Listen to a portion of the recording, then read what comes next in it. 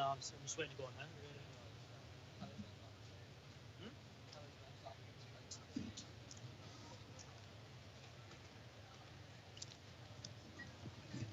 Just trying to read up some information.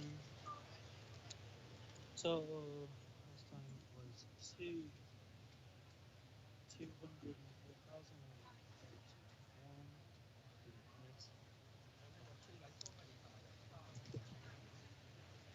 It's my face, man.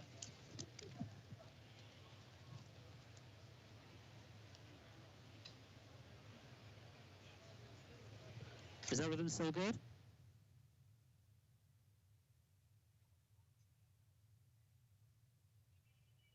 Sounds like I'm in a hospital with people on the line. I might need that in the hospital after this.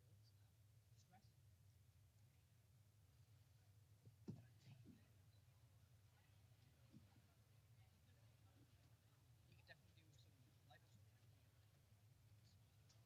What? I'll not tolerate any of that.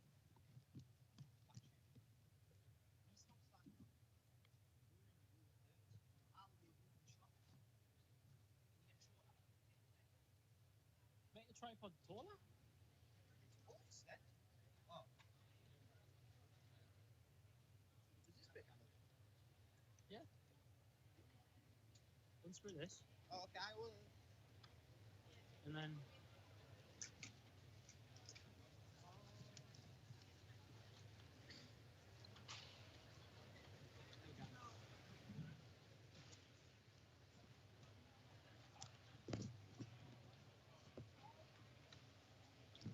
I'm gonna have you one side. You want me the left side, so you got that in the background, yeah? As far in the left side as possible. Yeah, well, just whatever. It doesn't matter. Yo, is anyone even speaking to me? Yeah, what's happening? Check, 1, 2. Dom Travis on the mic, doing it large for your Thursday night. Bit 1, 2, 1, 2. Ring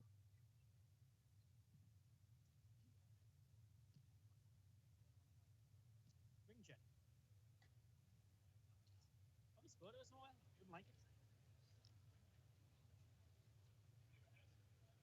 What? What am I going to ring check for? So what's the crack? Man here beeping in the background. I heard Ryan speak to us, but then you went.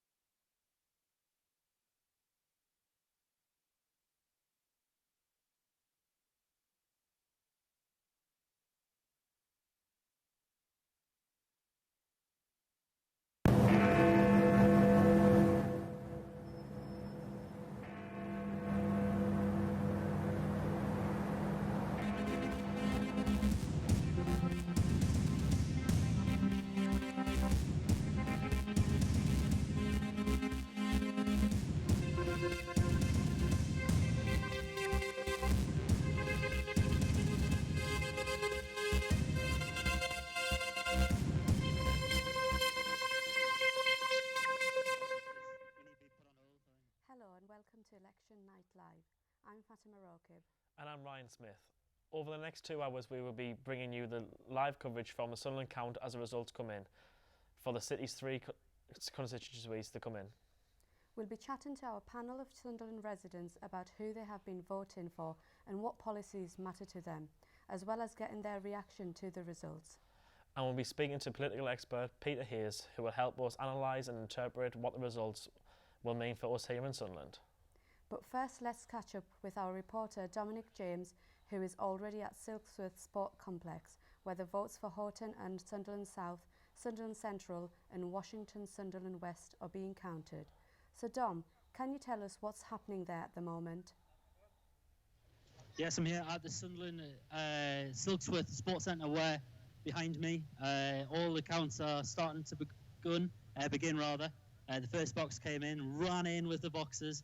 The van was rather quick, just within a couple of minutes after the count first once the polls finished, and now the counters are well underway. They're scribbling on their pieces of paper behind me. They're frantically running about, getting all the papers done. The boxes are already being filled up. Stage is already set up ready. We are expecting the first result to come in at around 2:15. The first result we are expecting is the Horton and Sunderland South constituency, which, again, predominantly Labour. All three Sunderland seats are.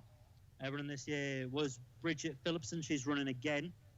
Last time round in 2015, she got 21,000 votes compared to UKIP's Richard Elvin, who got 8,280, and then behind that was the Conservatives' Stuart Hayes. So we are almost expecting a similar kind of result today. There would have to be a landslide in results if it were to go in another way. The other seat, Sunderland Central, which should be second, we are expecting Julia Elliott running again for the Labour seat. Last time round, she got close to 21,000. She got 20,959 last time round. And then in second place was the Conservatives with Geoffrey Townsend. It's Robert Oliver running this time in the Sunderland Central seat. Again, it would have to be a landslide of results. They would have to cut the vote in half if they were to get a seat to the Conservatives in that one. But Julia Elliott, again, expected to win in that seat there. In the Washington and Sunderland West, the last Sunderland seat that is expected to come in, Sharon Hodgson, the Labour candidate, she's running again and is again expected to get that seat quite comfortably. One of the more comfortable seats out of the three. She got 20,478 in the 2015 general election, and second was UKIP's Eileen Casey with 7,000. So again, there would have to be a dramatic change in events if any of the other parties were to compete with Labour this time around. Just a bit of some interesting information to bring you in terms of the turnout this time around. Obviously, the registering the vote ended on the 22nd of May in the Horton and Sunderland South area. Just over 68,000 people registered to vote in that constituency. And in Sunderland Central, 72,000. And in Washington and Sunderland West, 67,000 voted in that time around. So in total, just over 208,000 have registered to vote, including 85,000 postal votes. Of course, you have the two options. You can go to the polling stations, which we've seen many people do today, or you can do your postal vote as well, which many have decided. In 2015, Horton and Sunderland South's turnout was 56.6%. Sunderland Central's was 57.4%. And in Washington and Sunderland South, it was again 56,000. Sunderland's average was 56%, which was lower than the national average of 66%. So will be interesting to see this time around. Obviously, Labour have captured many young people across social media, which has encouraged them to vote this time around. So it'll be very interesting to see the turnout this time compared to last year. In 2010, it was a very similar sort of affairs. You had 50. The average was 55 in Sunderland, and the average nationally was 65. So going back in terms of turnout, Sunderland has been less than the national average. Be interesting to see what it is this time around. We are expecting all three seats to be Labour, obviously. The area is predominantly Labour supported. There would have to be a very dramatic change in events of what would have to happen. All the three Labour candidates who ran last time are running again. The Conservative change in the Sunderland Central was Robert Oliver to Geoffrey Townsend. So new Conservative running in the Sunderland Central seat. A few different UKIP in the UKIP candidate, new candidate in the Washington and Sunderland West. Brian Foster running this time in the Washington and Sunderland West constituency for UKIP. Last time, as I was saying before, they got 7,321 votes. how many votes will they get this time around? We Dom, will you're right to expect try them and wrap results. it up there, please, because we've lost your picture. Yeah, so that is pretty much all I've got for now. We are expecting the result at about 2:15. Catch up with them. Sorry about the loss of picture there. Bit of a radio show going on.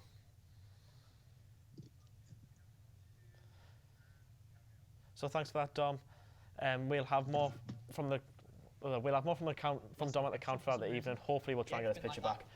So now let's take a look at who might become your future MP results for who might come in tonight.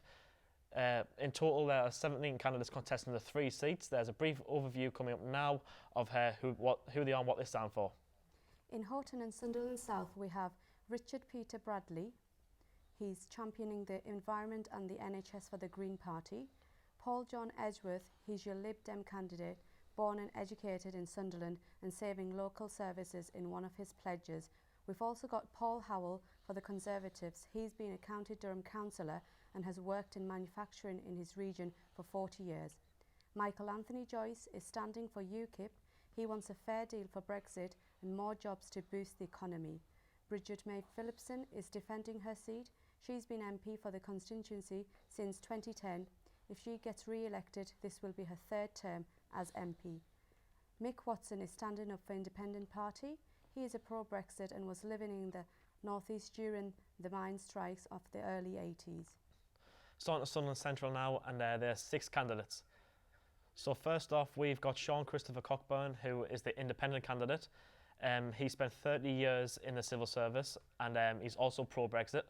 Julie Ellett is the Labour MP. She's standing to try and get re-elected.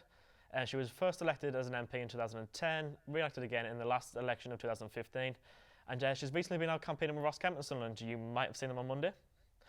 For the Green Party, it's Rachel Sarah Featherson. She is conscious of climate change with plans to try and encourage people to shop more locally rather than imported goods. Niall Dane Hodgson is next. He's standing for the Lib Dem candidate. He's a former councillor who took a seat from Labour in 2016 for the Sunderland City Council, and he'll be hoping to do it again tonight on a national level. For UKIP, we have Gary James Layton. He'd like to get rid of key stage 1 SATs for 7-year-olds. And finally, we have Robert Geoffrey Oliver for the Conservatives. He says that the Weir Bridge and the development of Vauxhall is down to the Conservative government that's been in place since 2010. In our final ward, Washington and Sunderland West, we've got Tom Appleby for the Lib Dems. He has lived in North East the majority of his life and has served on the Tynedale District Council. For the Green Party, we have Michael Chotsky. He's lived in the North East for more than 10 years. He manages a local charity supporting black minority ethnic communities to integrate in Sunderland. Brian George Foster is standing for UKIP. He is pushing the UKIP policy to revive coastal communities and villages. Jonathan Edward Gullis is the candidate for the Conservatives. He wants to improve treatment of mental illnesses in the region and wants to make sure nobody has to sell their houses to pay for homes fees. Finally, Sharon Hodgson is standing again for Labour. She has been an MP for 12 years and is focusing on getting a good deal in the Brexit negotiations. That's all 17 candidates standing for the 3 Sunderland constituencies. Let's go back to our reporter, Dom James at Silksworth. Sorry, we haven't got Dom James at the moment, so we can't go back to him. We'll try and get that as soon as possible. So we are joined tonight by our studio guests. We have... Like to introduce yourself? I'm Paul Roddy. I'm a teacher from Washington, and I'm here representing the Green Party tonight. Like to introduce yourself? Yeah, I'm Alistair Cameron. I work in mental health, and I have at different points voted Green and Labour. Hi, I'm Suki Dillon. I also vote for Labour, and I am a teacher of IT and work quite heavily with our homeless. So you are here tonight to discuss the election as it comes in, the results, especially the Sunderland results. So do you want to first start off by telling us what party you should support? We'll start with Sugi.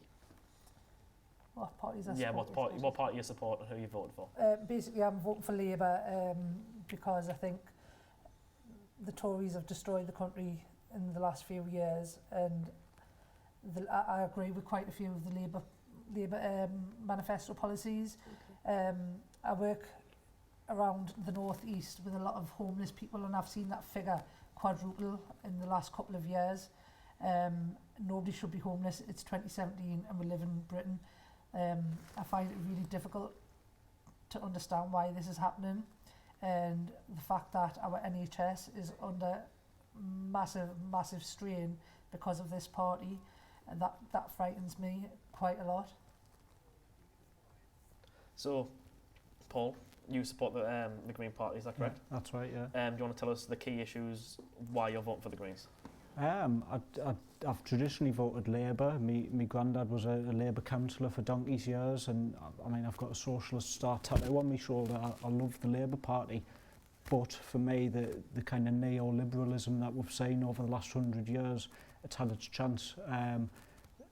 Climate change is about to become catastrophic.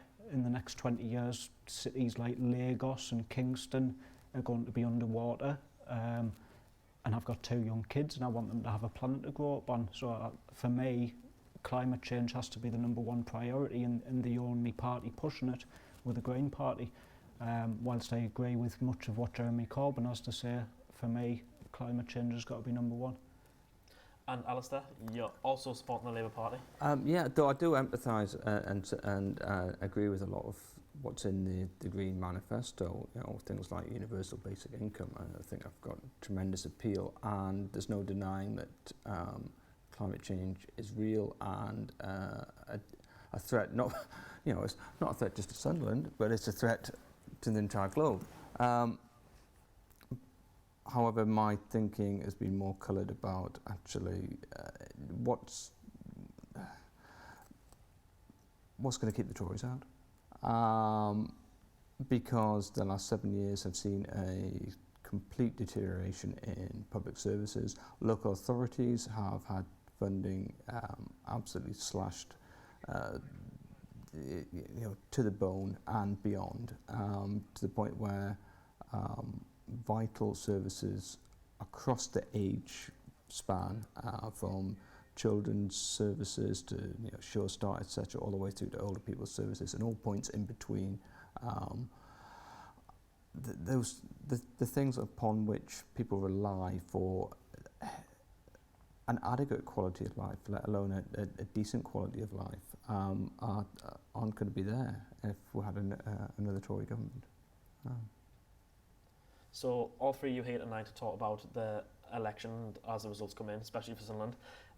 We're still waiting for results, but the latest exit poll that we got through has predicted that the Conservatives are the more majority party in the House of Commons at the moment, with 314 seats, so they don't have an overall majority. Does that surprise you, or? I don't trust the polls. I think a report came out yesterday that the British media is the least trusted media in Europe, and these exit polls tonight are coming from the BBC and Sky and other sources who were kind of 80% funded by 5 billionaires who all support the Tories. So I'd like to wait and see what happens tonight, and I'd love to see a coalition. I desperately don't want the Tories to be in power. I'll be extremely upset tomorrow if that's the case. So we've just been told that the latest polls, as we've been on air, there is actually no overall majority for any party at the moment. So would you like, because obviously you support the Green Party, so would you rather like to see a Conservative coalition government or a Labour coalition government? Oh, without a doubt, a Labour going in with kind of Caroline Lucas and the Green Party with Jonathan Bartley as well, and then you've got Tim Farron in the Lib Dems, you've got Nicola Sturgeon in the SNP, and they, to me, are true, honest politicians. They're not the type who are going to name call and have slanging matches with each other. They'll have political debate and they'll come to a good agreement, and I think that's the way our country needs to go. For me, the time of nastiness and greed and whatever has had its chance. We've seen, like my colleagues here have said tonight, we've seen 7 years of absolute horror on the streets of the North East. I worry about what's going to happen to Nissan and places like that if the Tories get in. It'll decimate our region. So if that latest poll is true, which that'd be fantastic, I'd be over the moon. So you two obviously both support Labour. If it is going to be a coalition government, who would you like to see the Labour Party be coalition with, because it's not going to be straight up coalition like 2010 where you just had two parties. You're going to have to probably have at least 3 or 4. Well, I mean, being candid, I mean, this is what the Tories call the coalition of chaos. But you kind of think, no, actually, that's the coalition of progress. Though coalition of chaos would be a great name for a metal band. You just kind of think that's a band name. That is. Realistically, there's a kind of the way the parliamentary system is set up and the way that votes kind of pile up in different constituencies, and the way that constituencies are formed with boundary changes, etc. There's an element which is a slightly inbuilt advantage to the Tory party, just the way things are distributed demographically, etc. So a coalition which is a non-Tory coalition, which is what I would like to see, would have to be quite broad-based. So it would be Labour, Green, it'd be Plaid Cymru, it would be SNP and the Lib Dems, which is quite broad-based, but I'd like to think that amongst those there are still some key core values which are essentially of putting people ahead of corporations and focusing upon ordinary people's day-to-day quality of life. I think there'll obviously be areas of disagreement, but I don't think that the nature of those parties is such that those are insurmountable. I'd like to think this, and furthermore, it will be fascinating if this turns out to be the case. And we've got to treat polls with a pinch of salt, because there's been such variation between the different polling organisations that one or two of them are going to go bust. Really are, going to lose their reputation. But amongst all of that, if we get a non-Tory coalition, it'd be interesting to see the impact that has on the Tory party, because I think the knives are out if Theresa May hasn't won. Yeah. So, Fatima, you've got a question? Yeah. What about privatising the NHS? What do you say about that? How do you think that's going to work for us? Well, this is one of the points on which I would actually, lay some blame upon Tony Blair and his brand of Labour, the neoliberal kind of new Labour, where they took on lots of Tory policies relating to public services, including degrees of outsourcing and but thankfully it does look like Corbyn has reined those tendencies within the Labour Party right back, because the privatisation of the NHS would be a disaster. There's no two ways about it. What about you, Suki? I agree with both my peers here today. The fact that the NHS was founded by Labour, I think it needs to be back under Labour, so we can invest in our people. In the fact that our services are so undercut, I'm seeing it on a daily basis. The fact that it takes an hour for an ambulance to come and tend to one of our elderly people. The fact that it's like a lottery whether you get treatment or whether you're not because of the postcode that you live in. Yeah. The fact that I went to the hospital a couple of months ago and they didn't even have plasters. Can you imagine going into a hospital in Britain 2017 and not being able to get just a simple thing as a plaster, as a band-aid? These things shouldn't be happening. And at the end of the day, if there is going to be a coalition government, anything's going to be better than a Tory government. And if that means going into coalition with the SNP, with the Lib Dems, with the Green Party, so be it, because they are there for the people, not what these Tories are. Like the Labour slogan is, for the many, not the few. And that's what it would be, and that's my view. And at the end of the day, by the end of August, nearly all NHS bursaries for nurses will have ended. There's already a massive deficit and a shortage of nurses, especially with Brexit coming in. A lot of European nurses that we would have had or that did work for us no longer do. And that's because of this party that we're under now. And that worries me greatly. They are saying they're going to spend £8 billion by 2022. They see a lot of things though, don't they? And I've lost all hope and I've lost all faith. They're not for us, they're not for the working class person, they're not for the person on the street. We can see that. We can see that when, like my peer said earlier on, the Tories' answer to homelessness was adding spikes. Do you know what I mean? What kind of people are we dealing with here? The pure evil. Do you know what I mean? They're so out of touch with the common man that it's worlds apart. Okay. We're just going to go back and talk about immigration because that's another topic as well. The Tories obviously saying they want to cut down by tens and thousands. I mean, what do you think of the whole... I'm horrified. 70,000 years ago, Homo sapiens started to migrate out of Africa, and it's been happening ever since. So in this country, we've had the Romans, the Vikings, the Anglo-Saxons, Neolithic man, and they've all done nothing but enrich our culture, our language, our law, our cuisine, our leisure. Everything that we value in this country has come from migration. So after World War II, when we had labour shortages, we invited 157,000 Poles to come and work and fill our vacancies in this country. And that was okay. It was okay when we had slaves coming here to build up our country and build places for people to work. But people who have a problem with immigration, I don't understand what idea of Britishness they want to go back to. Is it okay to eat Italian pizzas, but because you don't like headscarves, Pakistani people aren't allowed? That to me is absolutely abhorrent, and I've got no time for it. My life has only ever been enriched by people from other countries that I've come into contact with. And you'll hear people say, well, what about the jihadis? Well, perhaps if we hadn't meddled in other countries' foreign affairs with the kind of the guise that we are going in to help establish democracy, but the reality of stealing their resources, none of this would be happening.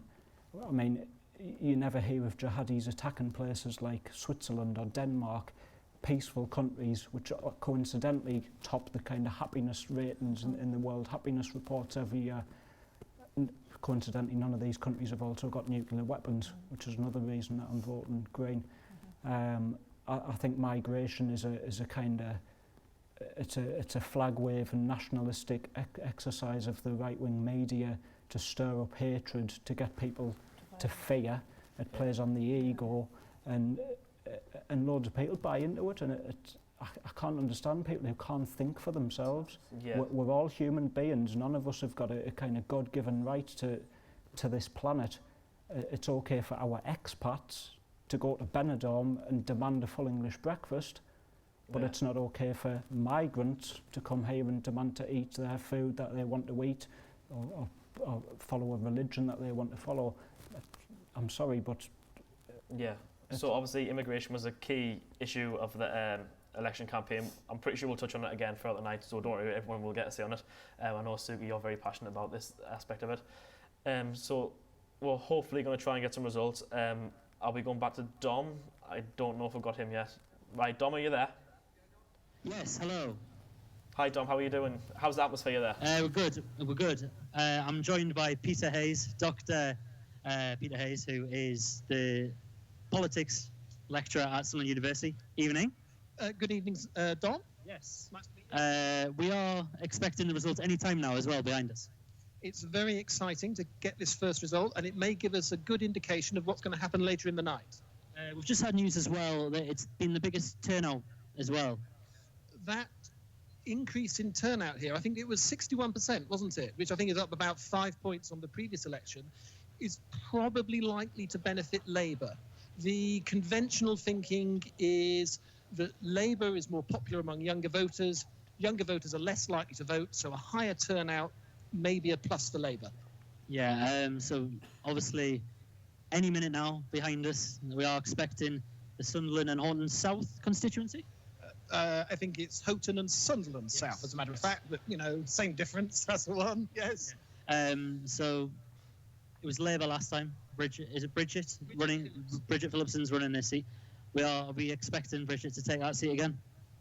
I think that's a pretty strong expectation. What we'll be listening out for is the strength of the Conservative vote, the strength of the UKIP vote, and well, we'll see how the Liberal Democrats and the Greens get on as well. But we'll be particularly interested in how the Conservatives and UKIP have fared, because that will give us a sense of the spread of the votes. We'll be able to see whether the UKIP vote has collapsed, as some has predicted, or whether it'll hold up. What would the collapse in UKIP mean as such? Who would them votes go to? Again, the conventional thinking is that a collapse in the UKIP vote is going to benefit the Conservatives. That has actually been the Conservative strategy. They've seen polls which show the UKIP going a long way down, and they're thinking they can scoop up all of those votes. So that the expectation at the outset of the election was that... Sorry for the technical issues there. I think we've lost Dom there. We've just been talking quickly about while Dom was on there. As a result of the shock exit poll that's predicted to hung Parliament, with no party, the pound has dropped by 2% in value. Are you pretty shocked by that, or do you think it's expected? Like the pound dropped, like obviously when Sunderland announced that was due to leave, that it wanted to leave the EU when the Brexit referendum was on. So do you think that matters too much at this early stage, or? I don't, currency fluctuates with all kinds of world events, and the fact of the pound dropping 2% on the money markets, it's neither here nor there. We're talking about the future of the United Kingdom, and I think the fact that the pound has dropped in the last 20 minutes, that small element doesn't, I don't think it's an indicator of anything apart from certain traders thinking, oh, a bit of volatility, let's see if we can do a bit of arbitrage.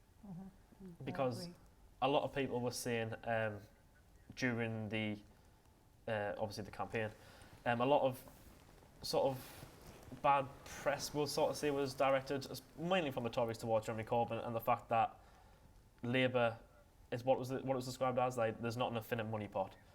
Do you think it's because of the hung Parliament, people's more trust in maybe the Tories with money, or? The fact that they've went from, what, £950 billion to 1.7 trillion, like, that speaks volumes. It's there in black and white, you know what I mean? They tend to believe everything else that the media print. Why don't they believe that? So they're on about Labour. At least Labour's wanting to do things to benefit us. What have the Tories done in the last 7 years other than get us into more and more debt and still done nothing with it? Yeah. Right, we're now going to head over to Paul. He's got the latest reaction that's happened on Twitter. I presume it'll be more about the exit polls and stuff like that. Paul, what have you got for us? Yes, of course, tonight it's the exit polls that have really, really dominated Twitter and social media. This has been not the first election, but probably the second election that has been conducted on social media. It's one of the reasons why the youth vote is said to have come out more, because obviously people who are in a younger age bracket, that crucial 18 to 24 age range, are using Twitter in a way that the older age end aren't. And that is a generalisation, but the exit polls tonight are really showing how much social media has influenced it. Let's start off with what Spark Sunderland have said. Spark Sunderland have said that the exit polls show a shock tonight. The Conservatives would be the largest party but wouldn't command a majority.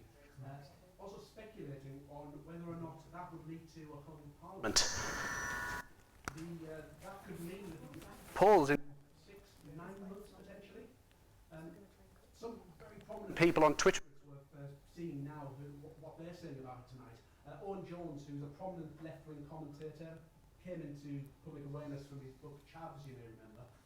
He said tonight, if this exit poll is correct, and let's remember this is just a poll at the moment, he's describing this as the most incredible political upset in British history.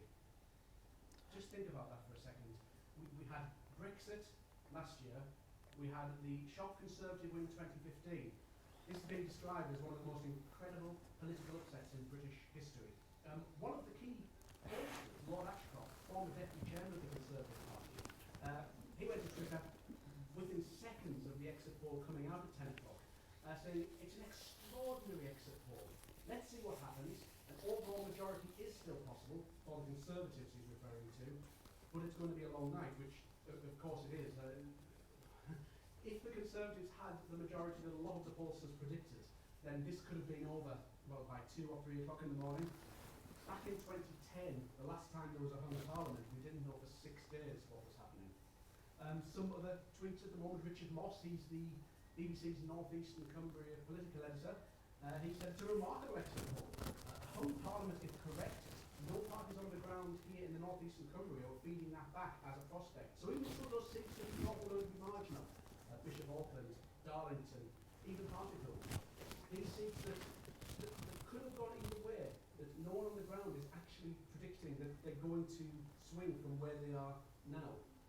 Jeremy Vine, of course, the BBC presenter who's on the other channel at the moment with his swingometer and his big green screen, he has said that the exit poll shows Theresa May short of the 326 seats she needs for an overall majority, but points out the gap between 314 and 326 is narrow. It's kind of backed up by Graham Robb on Twitter. He's a prominent North East Conservative, stood himself in Setchfield and Hartlepool in elections over the last 2 years. He reminds us that the exit polls underestimated Margaret Thatcher in 1987, John Major in 1992, Tony Blair in 1997, and David Cameron in 2015. So all of the exit polls are pointing to a hung parliament. The Conservatives, as the largest predicted party, still could just scrape over that line that they need. A couple more before I hand you back to the main studio. Caroline Lucas, the leader of the Green Party, and their one MP at the moment, Bridie Villiers, has said that she hardly dares hope this is right, and that, to be clear, the Greens will never support a Tory government. And finally now, Martin Lewis, the money-saving expert, you're probably quite aware of him. He's described 4 qualifying words: hung parliament and Brexit negotiations. I'm going to hand back to the studio now, I think. So, sorry, I think we had some technical difficulties about Paul there. For what we'd heard in the studio, though, he mentioned the impact that a youth vote could have, especially with 18 to 24-year-olds. So throughout the campaign, there was a massive push to get 18 to 24-year-olds to register to vote. So I'm going to open the question to all 3 of you now. Do you think that a massive turnout for especially 18 to 24-year-olds, say if 18 to 24-year-olds voted en masse like what over 65s do, traditionally they tend to vote for Labour, do you think that could win the election? Yes. Certainly my experience today has shown me that kind of 18 plus youngsters have turned out en masse. The school that I work at, for example, was a polling station today, and ex-pupils in droves were arriving at the doors to vote, and that's the first time I've ever seen that. Coincidentally, a lot of the kids stuck in school were standing near the door that these people were coming in to vote and screaming, "Vote Labour." I've never seen anything like it in my time working at that school. So from my experience today, I think it's going to be very good for Labour up here. I mean, do you know what are the reasons to, what do you think the reasons to why 18 to 24-year-old students are actually voting for Labour? Well, I think it goes down to one word, it's hope. What do you think in the policy that attracts them? Well, obviously things about tuition fees. A lot of them have got kind of aspirations to go on to university and things like that. But like I say, hope. Jeremy Corbyn seems to have given a lot of these young people and their families hope. And the kids that I spoke to today, they said that their parents were voting Labour and they hadn't last time. They'd maybe voted UKIP last time. I think the world, well, certainly the kind of microcosm we've got here in the North East, is starting to get a bit fed up with the kind of subterfuge that we're getting from the likes of Theresa May, of kind of downright lies about we are going to be the party of the working class. No, you're not. What I've seen is that people want to believe in Jeremy Corbyn. So, Sugi, obviously you're a Labour supporter. Yeah. I would still talk about the youth vote. Jeremy Corbyn, as a party leader, has probably embraced the youth vote and tried to aim for it a lot more than what probably the rest of the parties have. Like, he's been endorsed by grime artist JME, Stormzy's also endorsed him. Do you think that Labour have sort of tailored themselves more towards the youth vote? I think they might have done, but the fact that EMA has been scrapped for all young'uns going to college that's had a massive effect. The fact that housing benefits been scrapped for 18 to 21-year-olds, you know, forcing a load more people maybe on the streets, having to live at home longer than what they should have. The fact that tuition fees have near trebled from £3,500 to nearly £10,000. These are all massive issues with the Tory government. They're not bothered about the next generation. And whereas Jeremy Corbyn sincerely looks like he is, and I hope that he is, and again, like my colleague was just saying there, I think Jeremy has come along and give these young people hope that they have got a way of leaving home, that they don't have to pay massive tuition fees and end up in 50 grand debt before they graduate and stuff, or when they do graduate, 2/3 of that which they'll never ever be able to pay back under this government. Do you know what I mean? So the fact that he's come across with some fresh ideas and that they are tailor-made to the young, because they are going to be our next generation, they are the up and coming, and if we don't invest in them now, what happens tomorrow? And that frightens me. So the fact that he's tailored more to youth vote, he gets a lot of support social media wise. I think he appeared, I think it might have been in London, and there was a crowd there supporting him, and I remember he took a crisp off one of the supporters, and it just sort of went like wild on social media. So Alistair, why do you think that he sort of captures more of the youth population than what the likes of maybe Theresa May does, or maybe even Tim Farron? I'd almost frame it in a different way, in terms of Corbyn is pretty unchanged in his principles and his outlook over the last 35, 40 years. Whereas the bulk of, and even the Labour Party, the bulk, great swathe of the Labour Party under Blair, but also the Tories, etc., went for a very kind of shallow, presentation-heavy, slick way of presenting things, which was intrinsically shallow, and it was all about sheen and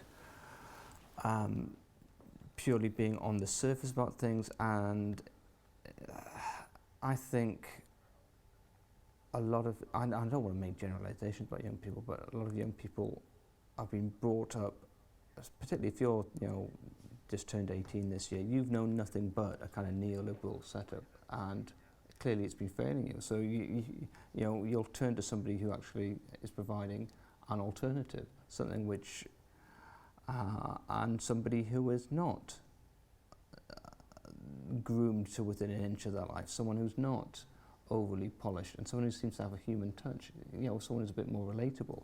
And, you know, you've got the likes of Caroline Lucas, who conveys at the Green Party. You can see that, you know, in Scotland, the popularity of the SNP, Nicola Sturgeon, is because you're getting politicians who realise that the old model, which is the only one that 18-year-olds will have ever seen, of somebody who's focus grouped to death, has let them down. So that, you know, they're going for someone who seems, you know, they may be flawed in this way or that way, but they seem to have a bit of human decency in them.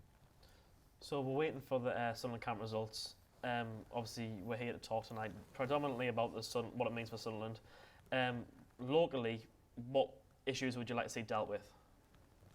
Where I live, over in Washington, I was born and raised in Sunderland, but I've moved over to Washington now, and where I live, the kind of environment issue is the big one for me, and I think along with a lot of my neighbours, we've kind of turned to the Green Party because of where we live. We want to protect the environment that we live in and have a nice place for our kids to grow up in. There's a kind of real new consciousness amongst the neighbourhood of things like electric cars. You see them everywhere now.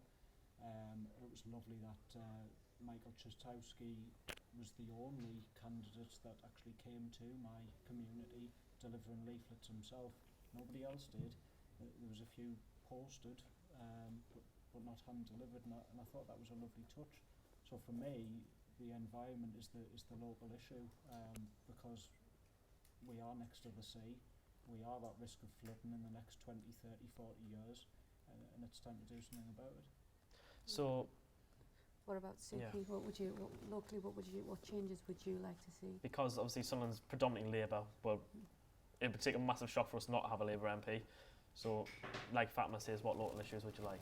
The fact that it's not just local but national. I want the NHS to be better funded. I want society, like our social services and that, to be better funded. I want education for our children within the area. I mean, you're a teacher, aren't you, Suki? Yeah, I teach the elderly rather than the children, but I have a lot of colleagues, and they're like, a lot of them have stopped teaching because of the constraints under the Tory government, and they don't see a way forward. Do you know what I mean? There's that much paperwork and red tape that not enough time is actually left for teaching. I've seen colleagues leave the profession in droves, and really good teachers as well, just for those exact reasons that Suki's pointed out. The wage is a massive, massive concern for me, because once upon a time being a teacher was a very prestigious job.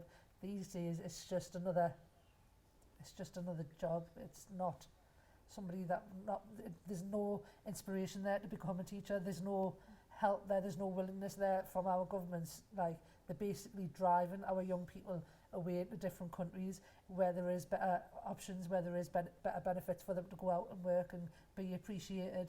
And the people that we did have coming into the country, well, Brexit soon put a stop to that. So it's a very sad, sorry state of affairs in my mind.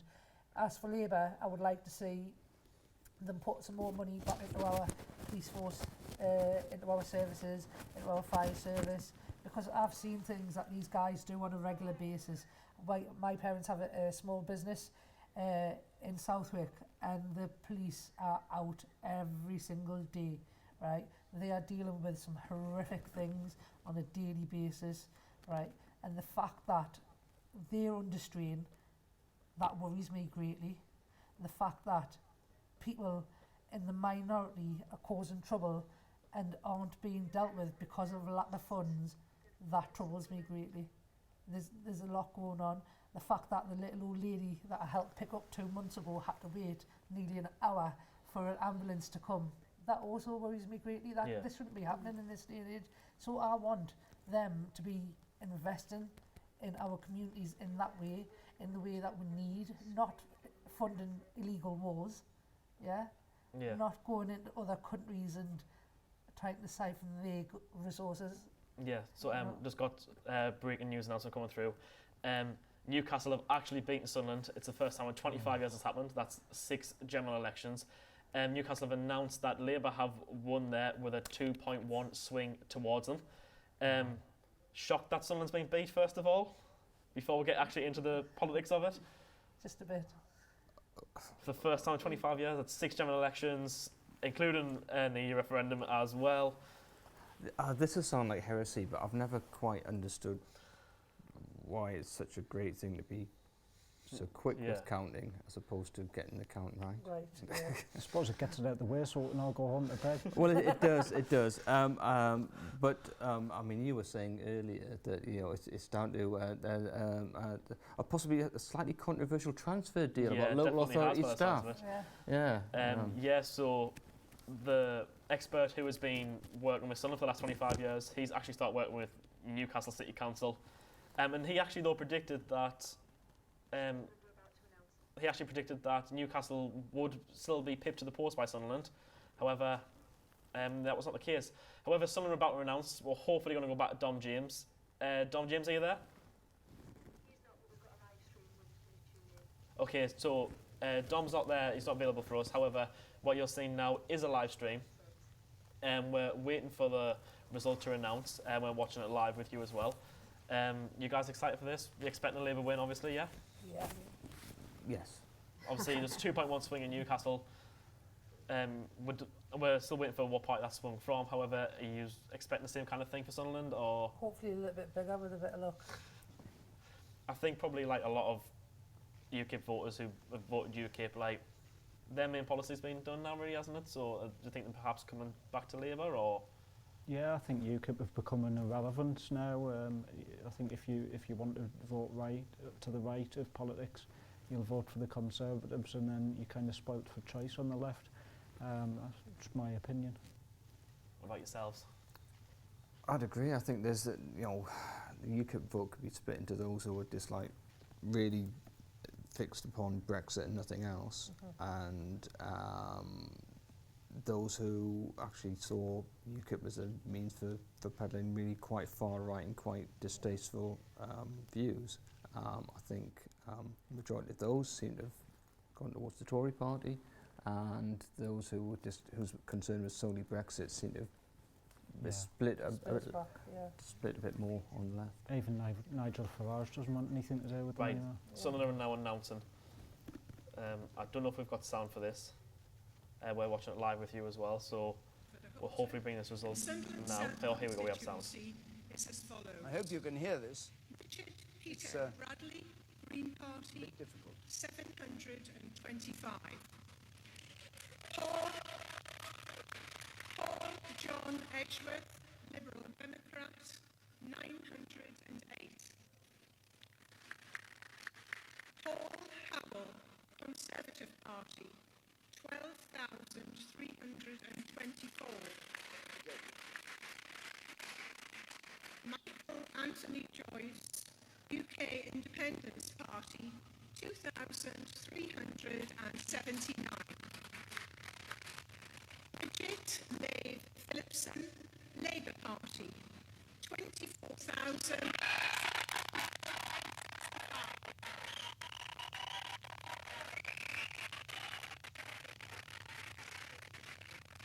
And Nick Watson, Independent, 479. Well, I they declare that Bridget Leigh Phillipson has been duly elected to serve as member for the said constituency. They may be able to count in a hurry. They certainly need to take control of their sound system. Labour won. It was a safe Labour seat, but the Conservatives are up more than Labour in that seat. UKIP went...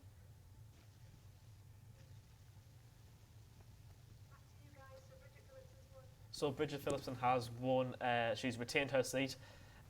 Labour win their massive majority, obviously as expected. However, I take you as a happy.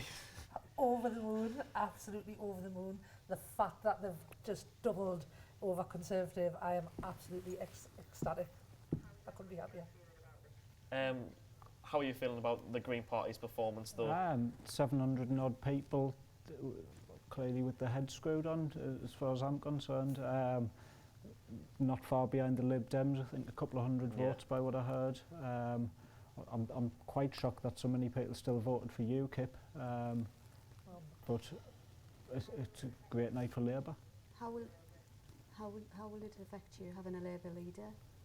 I'm still very pro-Labour. I think everybody in the city knew that was coming, and having a Labour leader is in this city is going to mean that we've got somebody who cares about other people.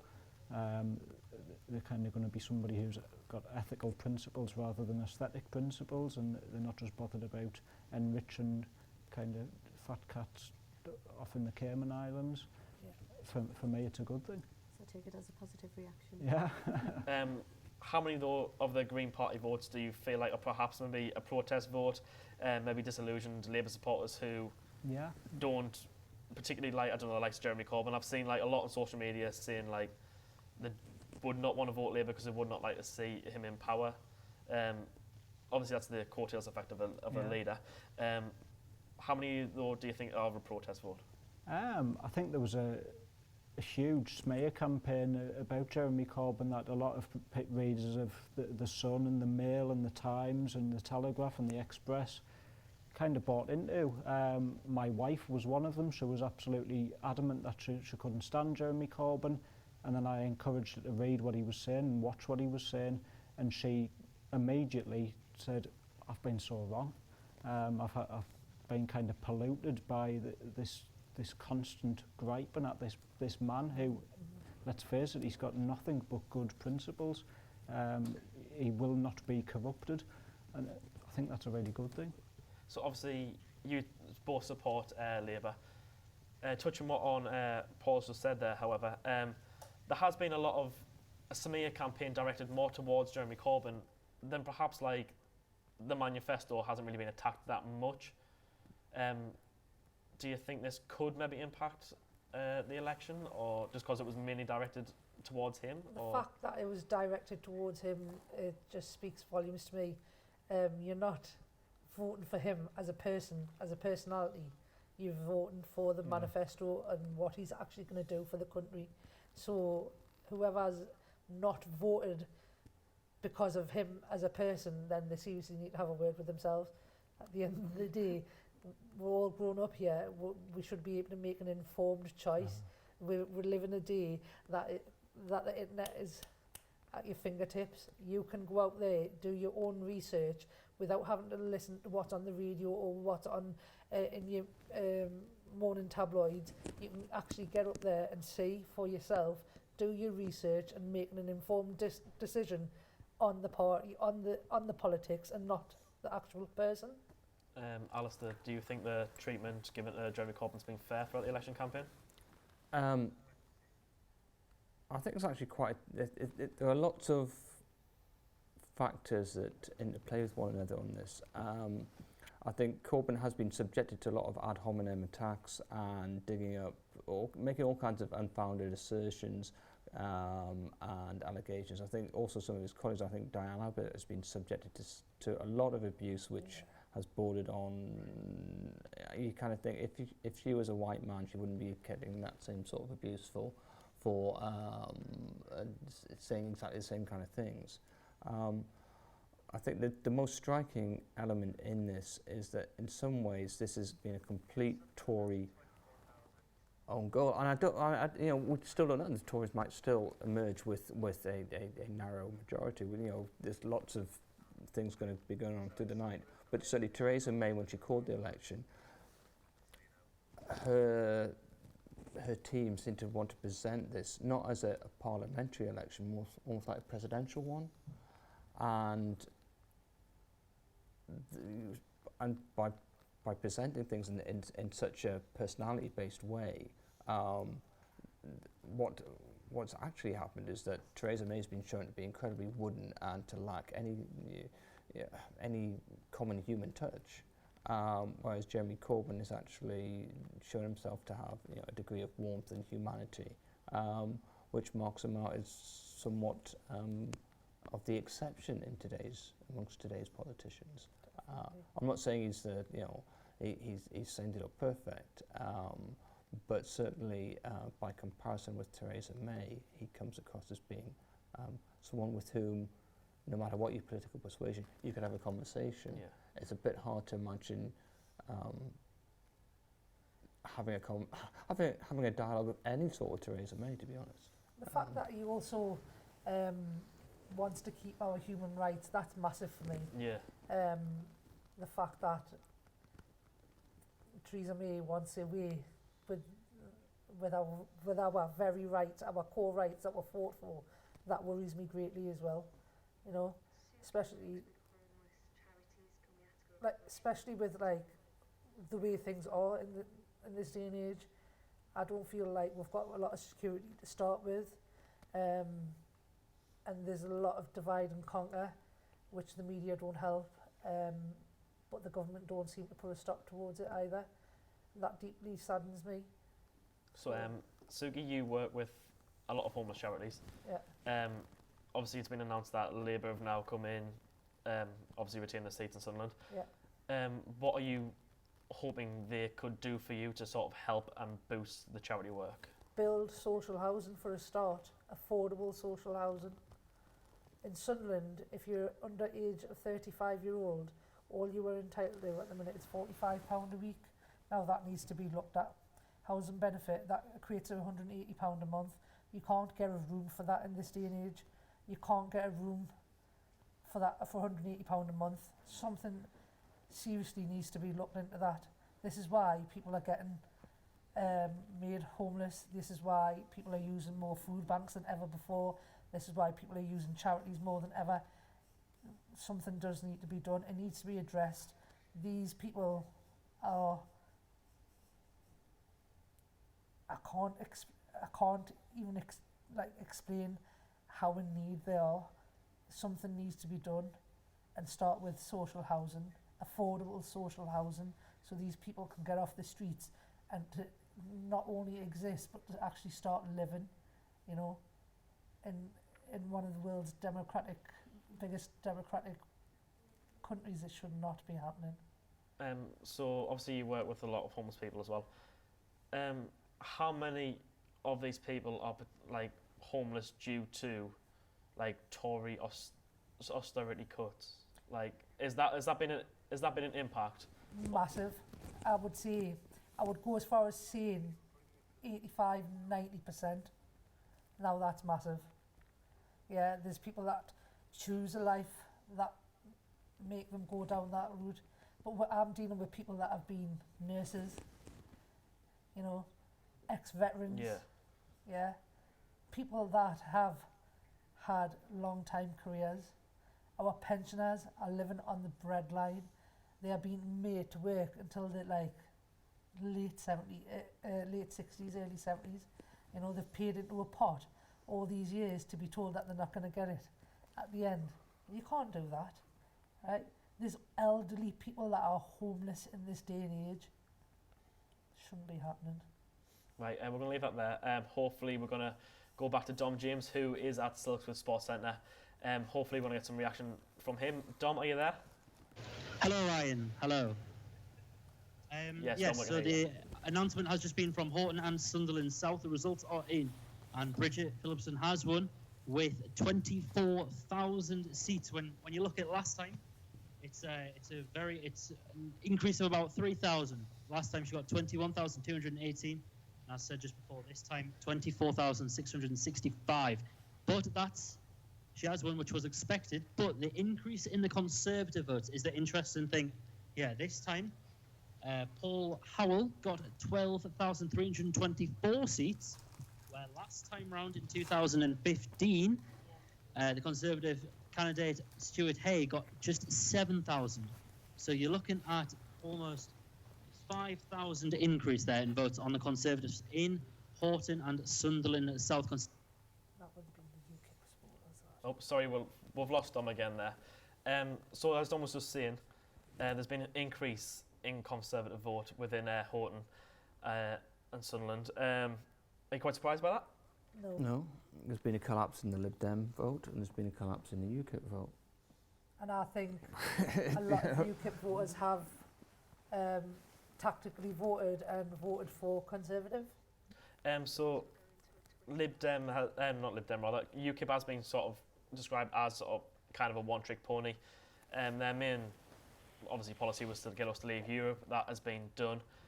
But why do you think there's been a collapse in the Lib Dem vote? I think a lot of people haven't forgiven them for the time that they kind of promised to get rid of the student loans, and then they got into bed with the Tories and went back on their word. And people were crazy about Nick Clegg back then, however many years ago it was, 7 years ago or whatever.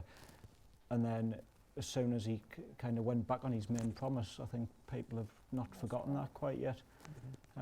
So a lot of people have drifted to other left-wing parties. I mean, the Lib Dem policies are great. They seem very positive and very helpful to other people, but people don't seem to have forgotten that, going back on their word. So we've had announcements from Newcastle and from Sunderland. We're now going to try and head over back to Paul. He's going to give us the latest reaction on Twitter. Paul, what's going on? Well, Twitter's very, very busy, as you'd expect tonight. It's really been one of the first elections that's been campaigned for on social media.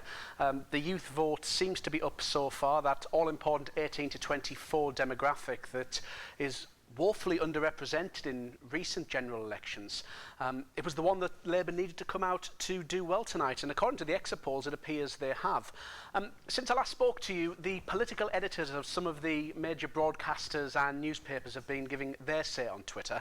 Laura Koonsberg, who of course is the BBC's political editor, has tweeted, "If that result is right," the if being the operative word, "May's high-risk gamble has gone badly wrong, and she's diminished, but early days and lots of margin of error." Sky News' political editor Faisal Islam, he's pointed out that according to the exit poll, a progressive alliance could have as many seats as the Conservatives, and that's even the Conservatives with the Northern Irish Unionist parties, where a so-called progressive alliance of Labour, the Lib Dems, the SNP, the Greens, could actually have 2 more seats than the Conservative minority government that people have been talking about. So I think what we do know from this is that we don't know anything yet, and that this is going to go on for a few hours. This tweet from George Eaton, if you don't know who George Eaton is, he's the political editor of the New Statesman. He said that if May has to resign as Prime Minister, she'll be the shortest lived incumbent since Bonar Law in 1922-23. So these tweets and these predictions tonight that this is an unprecedented election, an election that no one saw coming.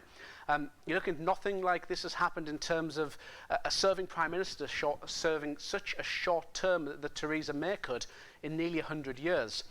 Now, as you know, Twitter is full of comedians, some better than others. 2 that I quite like the look of their tweets tonight. David Schneider, the broadcaster, comedian and writer, he says, "It seems the electorate has decided that no Tory government is better than a bad Tory government," of course making a reference to what Theresa May said about any Brexit agreement. And Charlie Brooker, who you probably know from presenting Newswipe, the brains behind Black Mirror, he said tonight that he has put in his request for the 2017 Wipe running time. He wants 700 minutes, and we're only in June. Now, Google Analytics have been doing their thing and having a look at what the most talked about political parties on across Google searches have been tonight. Probably comes as no surprise that the Labour Party has been the most discussed. Of the 4 main English political parties, it doesn't mention the SNP here, the Labour Party, the Conservatives, the Lib Dems and UKIP, 41% of searches for political parties in the last couple of hours have been for Labour, followed by 20% the Conservatives, Lib Dems 15% and UKIP 10%. That of course reflects that the younger demographic who are more internet savvy, people like you and I who have kind of grown up with the internet, rather than our parents and grandparents who maybe aren't as au fait with it day to day. Most of the searches for the Labour Party. The final tweet I'm going to leave you with, though, is probably my favourite so far of the night.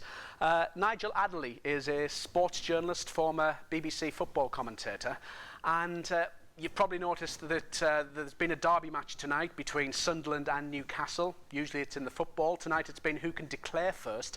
For the last 6 general elections, Sunderland have managed to declare first. Tonight, of course, it was Newcastle Central. And Nigel Adderley has said on Twitter, "David Moyes must be the returning officer in Sunderland this year. Hashtag GE 2017. Back to you. Thank you very much for that, Paul. So, as Paul was touching on there, Theresa May could be one of the shortest ever lived Prime Ministers. Do you think she took a gamble calling the snap election? Yes, obviously.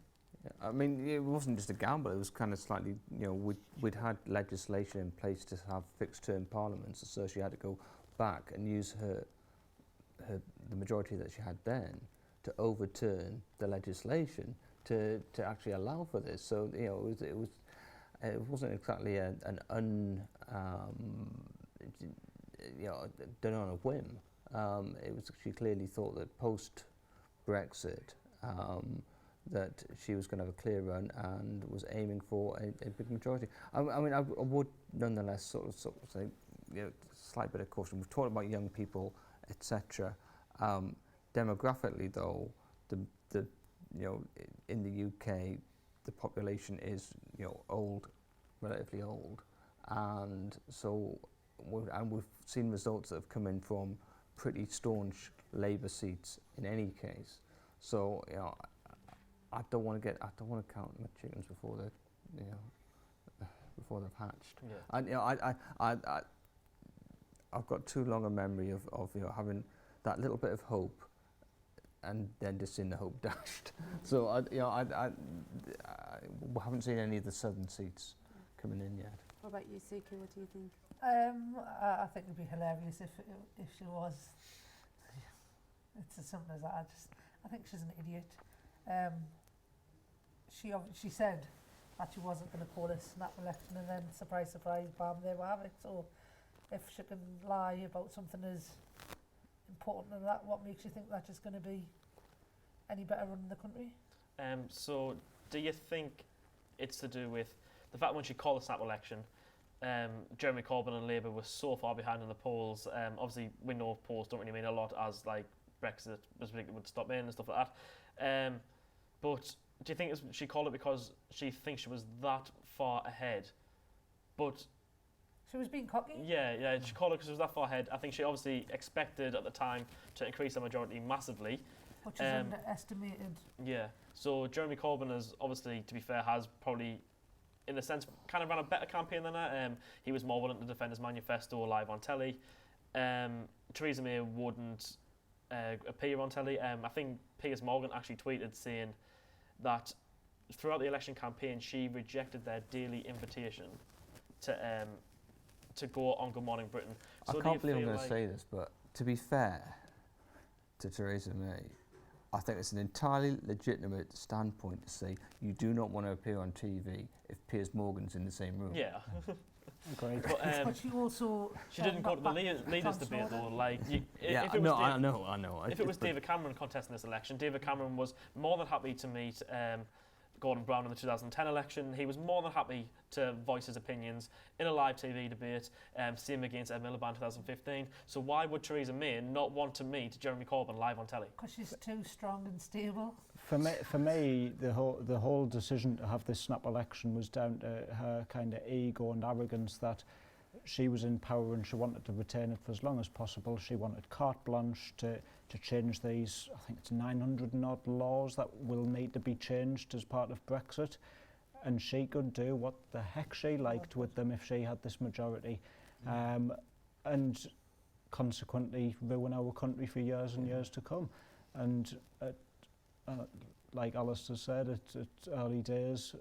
We can't count our chickens yet, but it's fingers crossed. Yeah, so at the minute there's only the two results we have of obviously Newcastle Central and Houghton and West London. They have both announced obviously for Labour. There's only two Labour at the minute. As Alistair said earlier on, we're still obviously waiting for the southern seats. They'll be the ones that matter most. But do you think that obviously because throughout the night Conservatives will grow in strength and they will get seats, do you think what we've seen so far could be a potential forecast for the rest of the country, or given the exit poll and too the soon to results? say, but I think what we can say is that Theresa May's run a shockingly bad campaign, and that Jeremy Corbyn has probably run the most energising. No matter what, which point on the political spectrum you are, you've got to acknowledge that he's actually done a masterclass in campaigning. So in terms of getting crowds together, like at the Sage on Monday night. In terms of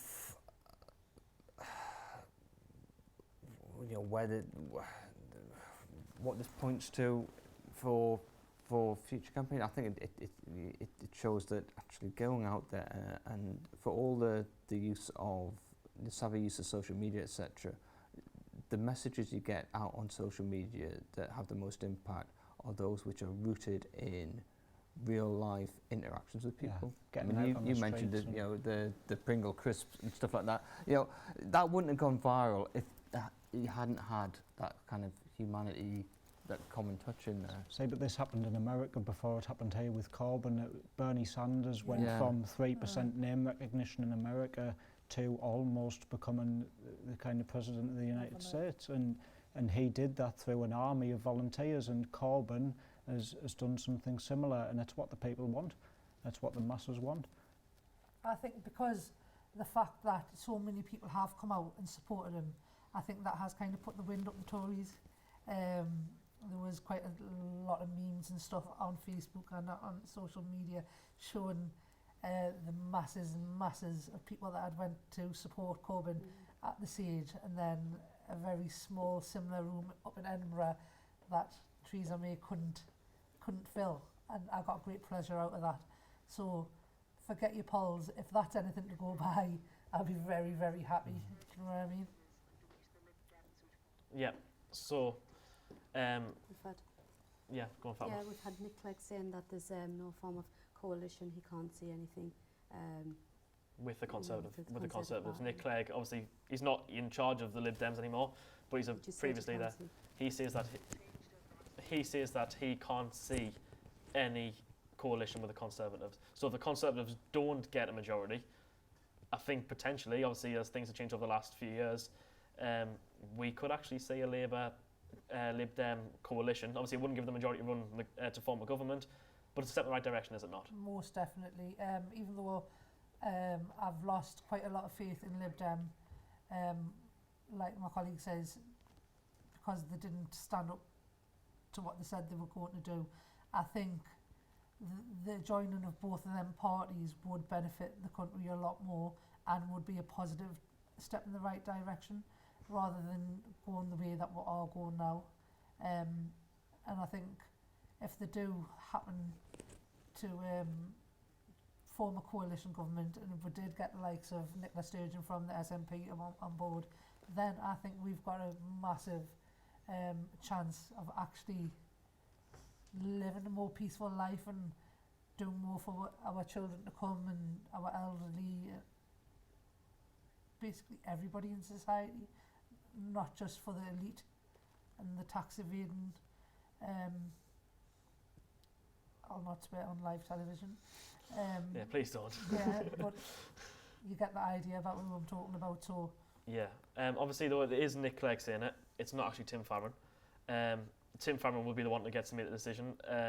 So even though that, obviously, yous would like to see them support with Labour, is there a chance though that the Lib Dems could form a coalition with the Tory government? I don't think so. I think there'd be a national uprising if they dared to do that. After the last time, I think people are so fed up with the Tories, and I think the Lib Dems would disintegrate if they got into bed with the Tories again. They'd implode. Yes, obviously they have seen. But some people obviously are predicting that it was to do with the previous coalition with the Tory government. Something that I want to touch on now, though, that was obviously another key massive point in the election campaign. It's obviously everyone's favourite word, is Brexit. Now, this election has been described as the one that will deal with Brexit.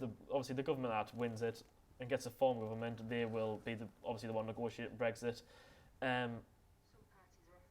Yeah, so like some parties are going to offer another referendum on it. Do you think we should have another referendum on Brexit? Yeah, I think. I mean, I voted to remain. I'm a languages teacher. I was lucky enough to be part of the Erasmus scheme, so I got to spend a year studying abroad. I believe in free movement across Europe, which is why I voted for the Green Party. For me, it's got to be the kind of down to the people of this country what Brexit we get. So we do need a second referendum because much of the stuff was missold to us. This kind of 350 million to the NHS deal, to name just one. I don't want a hard Brexit. I don't want to be out of everything, and kind of this whole idea of no deal is better than. I'm sorry, but that can't happen. So you're saying that you would welcome another referendum.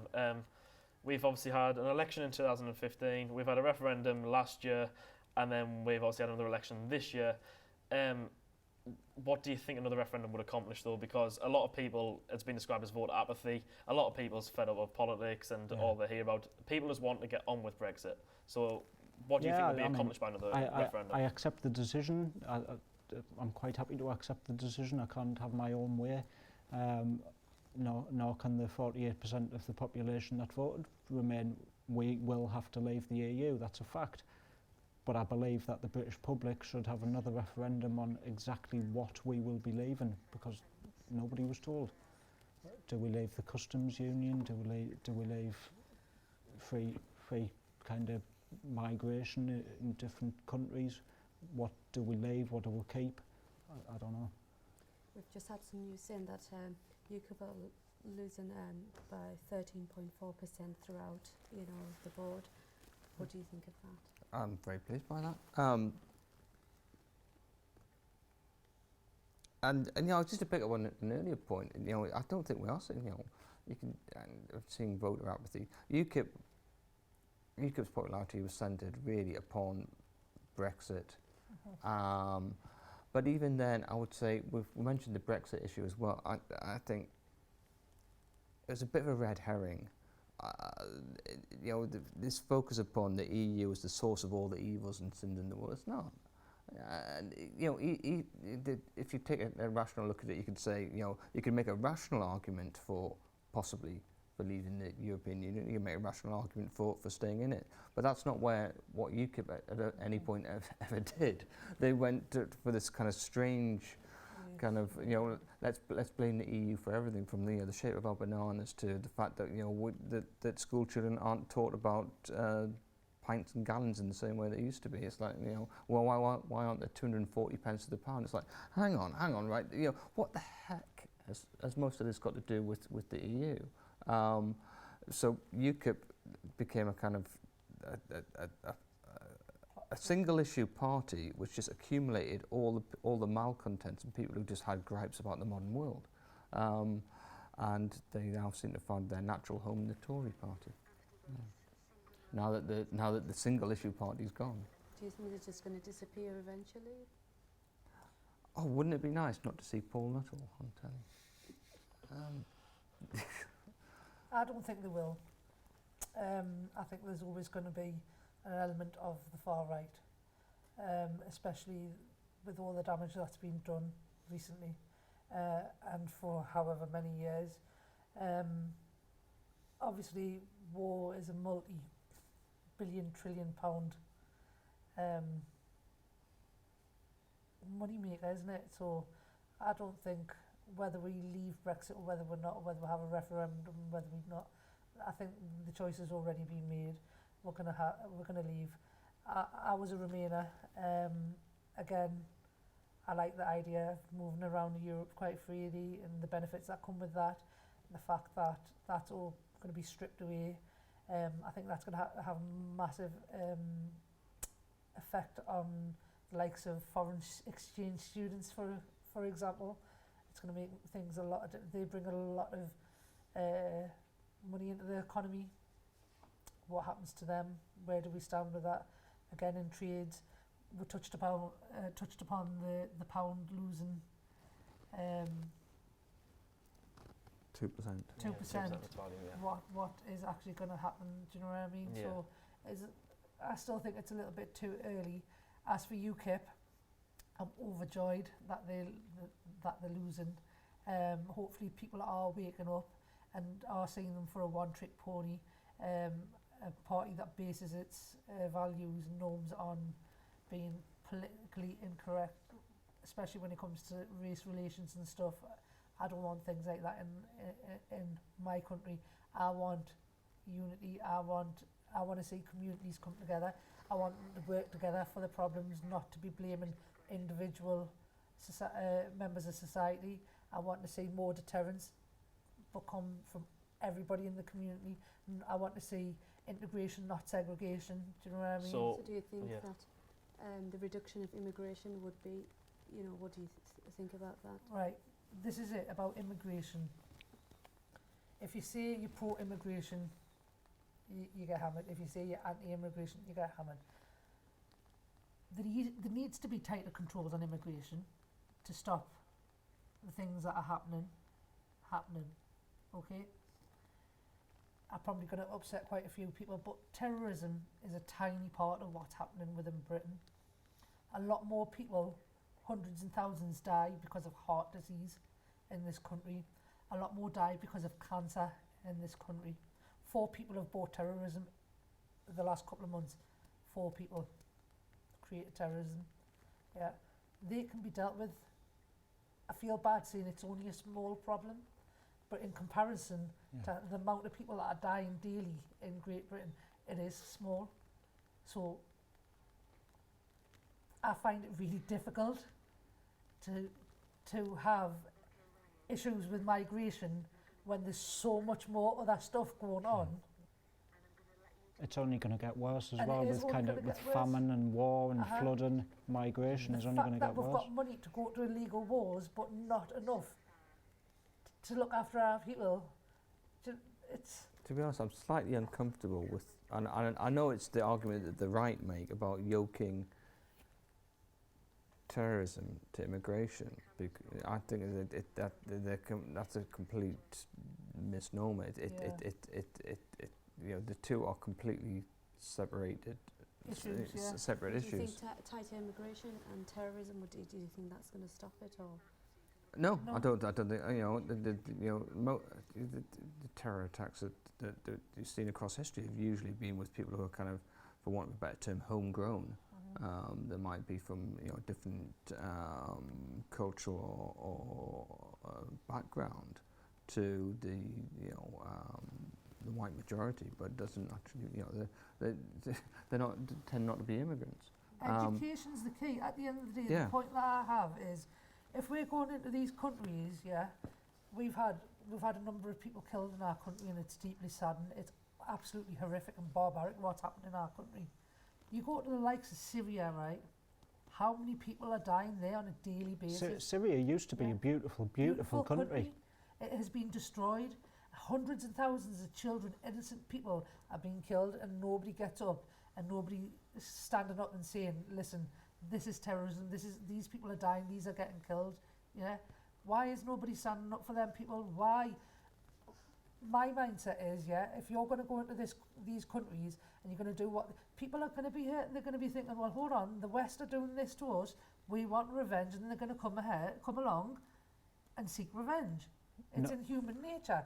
Before we are going to touch on security. It's obviously a massive thing that has gone on the election campaign. We'll talk about that in a second. However, we're going to get a map up now to show how the country has currently voted so far.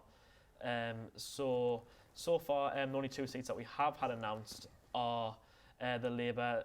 Labour have won both seats have been announced. It's been Houghton and Westmoreland that's been announced. Labour have won that, and also Newcastle Central that announced Labour as well. That beat Sunderland, and actually for the first time in 25 years, and was announced first.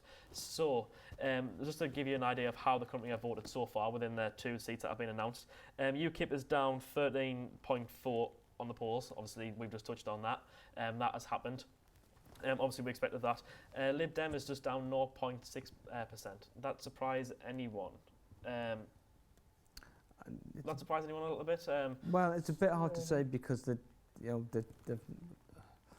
you expecting it? it was a bit hard to say because you're taking those stats from the two seats that have been, because you're not looking at a great Lib Dem strongholds in any case, so you can't. There's not enough. It's not a big enough number of Lib Dem voters to make for you to make a decent stab at whether the vote is genuinely holding up, whether it's moving in any direction. You need a few thousand, several thousand more. So obviously the Lib Dem votes down. Labour voters up 7%. Do you think that's to do with obviously disillusioned voters coming back, maybe who voted UKIP in 2015 election, now coming back to Labour now that we have left the EU? I think the 7% plus in a region that always votes Labour anyway is a really good sign of what's happening around the country. It could be indicative of young people, the youth vote getting out. I mean, what might be interesting is looking at those areas where the youth vote is less concentrated, because the two seats that we've seen have quite high youth populations. They've both got good links to universities. They're kind of slightly hubs for younger people. So maybe they're not entirely representative constituencies in that way. Well, Paul, you just mentioned there that it's a good sign for the country on a place that predominantly votes Labour. However, Conservative vote is actually up 8.6%. It's the highest vote that is up so far. So what would you say that has an effect on for the rest of the country as well? If you're saying that a 7% rise in a Labour area is good, what is a 8.6% rise of Conservative vote in a Labour area? What does that mean? I think it means that a lot of people who voted UKIP last time have gone to the Conservatives. We've got to remember that there's been such a heavy pro-Conservative media bias in this campaign. that a lot of people will have bought into that. So I'm not too surprised by the Conservatives. Everybody knew they'd do well. We were back the live feed, unfortunately. I think we have had another Sunderland count announced, and we're going to try and get that with you very, very soon. Right, we're back up for the live feed, and we're about to hear another count.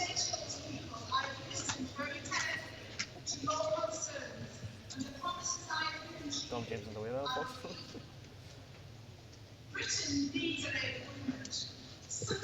I think what we're seeing here is Julie Elliott. I think Julie Elliott has received 25,000 votes. I think what we're seeing here is the fact that Julie Elliott has won back her seat. She's retained her seat. There was 2,000 votes for Gary Layton from UKIP. That surprised anyone? 2,000. Robert Oliver from Conservatives received 15,000 votes, so Labour is at 10,000 votes on the Conservatives. And I think that's pretty much what people expected to happen. We're still waiting for more results to come through. Just bear with us there. You're seeing Slugsworth Sports Complex on your screen. Our reporter Dom James is there. Juliette has just been announced to have retained her seat. That means 3 seats now to Labour. We've had 2 seats announced from Sunderland constituencies, 1 from Newcastle Central, who were the first to announce. Happy that Juliette has retained her seat? Without a doubt. Without a doubt, very happy. If the rest of the country goes the same way, then I'll be even happier. However, overall the Conservative vote is still on the rise. Like I say, I think that's again down to tactical voting. Instead of voting for UKIP, they've voted for Conservative because it's as close as they're going to get to their policies. Statistics have shown that Conservatives are actually up 10% just in Sunderland Central itself. Yeah. Again, obviously, you're seeing like a lot of people's come back from UKIP to vote for like Conservatives and Labour, but is it not a telling sign for the rest of the country? Maybe the fact that in a Labour area, Conservative vote is still on the rise. No, because so is the Labour vote. Yeah, but the Conservative vote is rising quicker than the Labour vote in a Labour area. I think it's a bit hard to extrapolate anything nationally from what is a solid Labour seat, which is never in doubt of. The Labour vote is held up, and what we have seen, and especially with the way the election's been presented, which has actually been to the detriment, I think, of all the smaller parties, and that's not just the Lib Dems, it's also hit UKIP, thank goodness, but also it's hit the Greens and to a degree Plaid Cymru and the SNP. It's been presented in quite a binary fashion. It's been May against Corbyn, Labour against Tory, and that's been the overall narrative in the media. So that if you weren't going to vote Labour, then the presentation has been, well, you must be voting Tory. I think that might have been reflected in the results we've seen today, so that the Labour vote is held up and it's increased 7%, but those who are for whatever reason not inclined to vote Labour certainly the floating voters seem to have gone, well, if it's not Labour it must be Tory, and they've bought into this media campaign. It's not into their consciousness. The winner, haven't they? Yeah. So you're saying that, to sum it up basically, because the mass media have directed that it is obviously Jeremy Corbyn versus Theresa May, Labour versus Conservative, that's what people tend to vote for more. Floating voters, there's going to be, the core Labour vote seems to have held up. There'll be a core Tory vote, which was always going to vote Tory, and there's a clearly quite a small Lib Dem core vote, but the floating voters seem to have gone only to Labour or to the Tories. Conservative votes are over by 9.1%. Yeah. So before the result got announced there for Julie Elliott, we were loosely touching on security. Obviously, it's been a massive thing. Obviously, the election's been halted twice because of 2 different terrorist attacks. And Jeremy Corbyn's been criticised massively for the fact that he would like to get rid of nuclear deterrence. We'll start with Paul on this matter. Obviously, you support the Green Party. You still say that you're pro-Labour. Do you think Jeremy Corbyn should get rid of their nuclear deterrence, or do you think they're there for a reason? No, I want to live in a peaceful world without nuclear weapons. I don't want a deterrent. There are 192 other nations in the world, the international community, who don't have them, and they get along just fine, and I'm sure their citizens sleep in their beds at night. Why do we cling on to this old empirical view that we are this kind of tough, macho, chest-beating country who will have our way and rule Britannia and all this? We're a little island at the end of the day, and most of the people here want to be happy and peaceful. I don't think we need a nuclear deterrent anymore. Okay. What about you, Suku? What do you think about the recent attacks, you know? What do you think about Jeremy Corbyn being criticised for not saying or doing, you know, having a stronger policy on that? What do you think? I agree with Paul. At the end of the day, if he does get rid of the nuclear weapons, how many other countries may follow suit, you know? I want to live in a world where I don't want to have to worry that somebody's going to press that button and we're all going to be wiped out. There's already enough fear in the world, and this guy's promoting something different, a change, some peacefulness. Why is everybody hung up on wanting to massacre hundreds and millions of people? I don't get that mindset. We are here as one race. We should live in harmony. We're only here for 60, 70, 80 years at a push. It's a very small time. We need to live together and to join together and stand in unity, you know, and like, if the deterrent's not there, then like, I'm sure he's not daft. He's just trying a different approach, because these approaches so far haven't done anything for us. They haven't taken us anywhere, and all I can see is, basically, I can't see a way out of it under the Tory government. I mean, obviously he's getting criticised a lot. Do you think that's going to be held upon, you know, against him? If he gets criticised, he gets criticised. You know, at the end of the day, if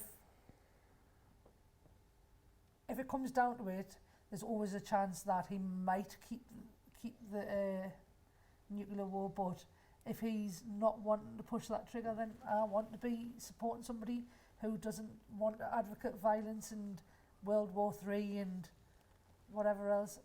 3 generations of my family fought for Great Britain in both World Wars.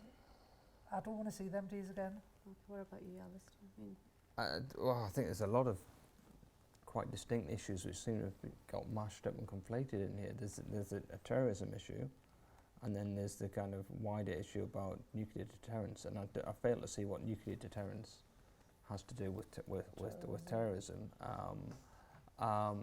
But quite the most dispiriting part of one of the most dispiriting parts of the election was with the question time on the BBC, when Jeremy Corbyn was being given a lot of grief from some, you know, kind of older white Tory men for refusing to say that he would launch a preemptive first nuclear strike. It's kind of, I'm sorry, you're castigating a man for saying, you know what, I probably wouldn't press the button that will destroy the planet. We've only got one planet, by the way. Yeah. It's absolutely absurd. And Corbyn, I think, to be honest, Corbyn missed a slight trick. So I said, and he could have said, you know what, we're going to scrap Trident and we're going to spend lots of money beefing up, bits of intelligence services, bits of conventional ground troops, because that's what they are. You know, those are forces that would be better placed to combat the threats that we actually do face now in the 21st century. You know, if he'd done that, he could have wrong-footed the Tories completely. As it is, you know, if you want to crack terrorism, the way I see it is, you know, stop illegal wars overseas, which foment unrest and foster resentment. Have better surveillance, better relations with those communities which may have links culturally to people who might be minded towards, you know, extremism, and encourage, and with those better relations, then and also creating a better, more equal justice society, then people will be less drawn towards any kind of simple solutions, that's how extremism works. It presents a very simple, wrong, but a very simple remedy to social problems. If we infiltrate these societies with education and become more aware, just like Alistair says, and then we wouldn't need the likes of Trident, we wouldn't need nuclear wars. Do you know what I mean? If kids were taught mindfulness from the age of 3, 4-year-old, the world would be a completely different place. Just briefly there, Newcastle upon Tyne East has announced that Labour have held that seat. Obviously, the North East is still proven to be an incredibly strong Labour stronghold. We'll get you more details on that as we get them. However, I just want to touch on something that you quickly just said, Suki. You said that if Jeremy Corbyn decides that he wants to keep the nuclear deterrents, even though he said in the election campaign he would think about getting rid of them, would that not tarnish your views slightly of him? He's gone back on something that he said that he would like to get rid of. No, because if in need, by whatever possible means, then he would obviously have to go with that. Do you know what I mean? If we were going to be attacked by China or something, I don't think he would say, after obviously speaking to them diplomatically as he does, and if there was no other way, then I wouldn't blame him for keeping that. One of the refreshing things he said as well in his campaign was that, well, actually, it's not all about my views. He listens to his party.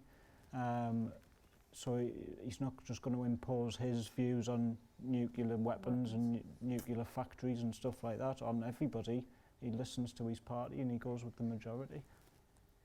So what about you, Alistair? If Jeremy Corbyn, he has said he'd like to scrap them, if he kept them, would that tarnish your view of him a little bit, or would you like him to follow through on his sort of, not a promise it wasn't, but like what his core beliefs actually genuinely are? Well, if he's going in, anyway, if we have a coalition, a progressive alliance, let's call it, progressive coalition, then there will be some of these, there will be certain issues which are kind of sticking points. My own personal belief is that there's no need for us. Well, for start, Trident is ludicrously expensive. We could save the NHS with the money spent on Trident, save the NHS and social care, and great swathes of the education system with the money that's earmarked for Trident. But also, Trident is not really a UK weapon. It's entirely US manufactured. It's the codes for launching it, etc. We don't really. The notion that the UK needs an independent deterrent. It's kind of willy waving, kind of this macho defence policy. But B, it's not really independent in the first place. I would be quite happy for Corbyn to say, we'll not have Trident. I mean, it's worth noting the SNP are anti-Trident. They don't want Trident to be in Scottish waters. But I also acknowledge that it's going to be a sticking point for some of his Labour backbenchers, because some of them are quite keen advocates of a nuclear deterrent. It will be a stick with which the media will beat Corbyn with, no matter which way he goes. Yeah.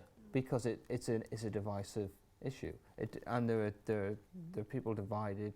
There are people on both sides of the argument in each of the parties, apart from the Greens and SNP.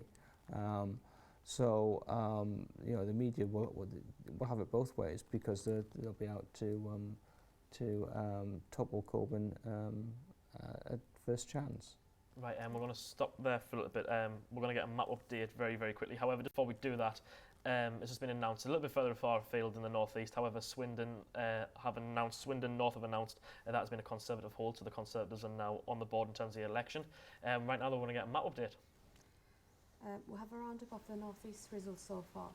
Labour have held their seats in all 3 constituencies, in Newcastle Central, in Houghton and Sunderland South, and in Newcastle upon Tyne. Conservatives are up by 9.1 points with a total of 29.5%, while Labour are up by 6.4 points with a total of 59.7%. Meanwhile, UKIP are down by 13.7 points and have 4.9% overall. So that's MP Chai Unwra, Julie Elliott and Bridget Phillipson back in office in the North East. No changes up here in terms of MPs. Now if you're just joining us, we're going to go back over to Paul. He is keeping us up to date with what is going on social media and everything else. So Paul, over to you. Hi, thanks.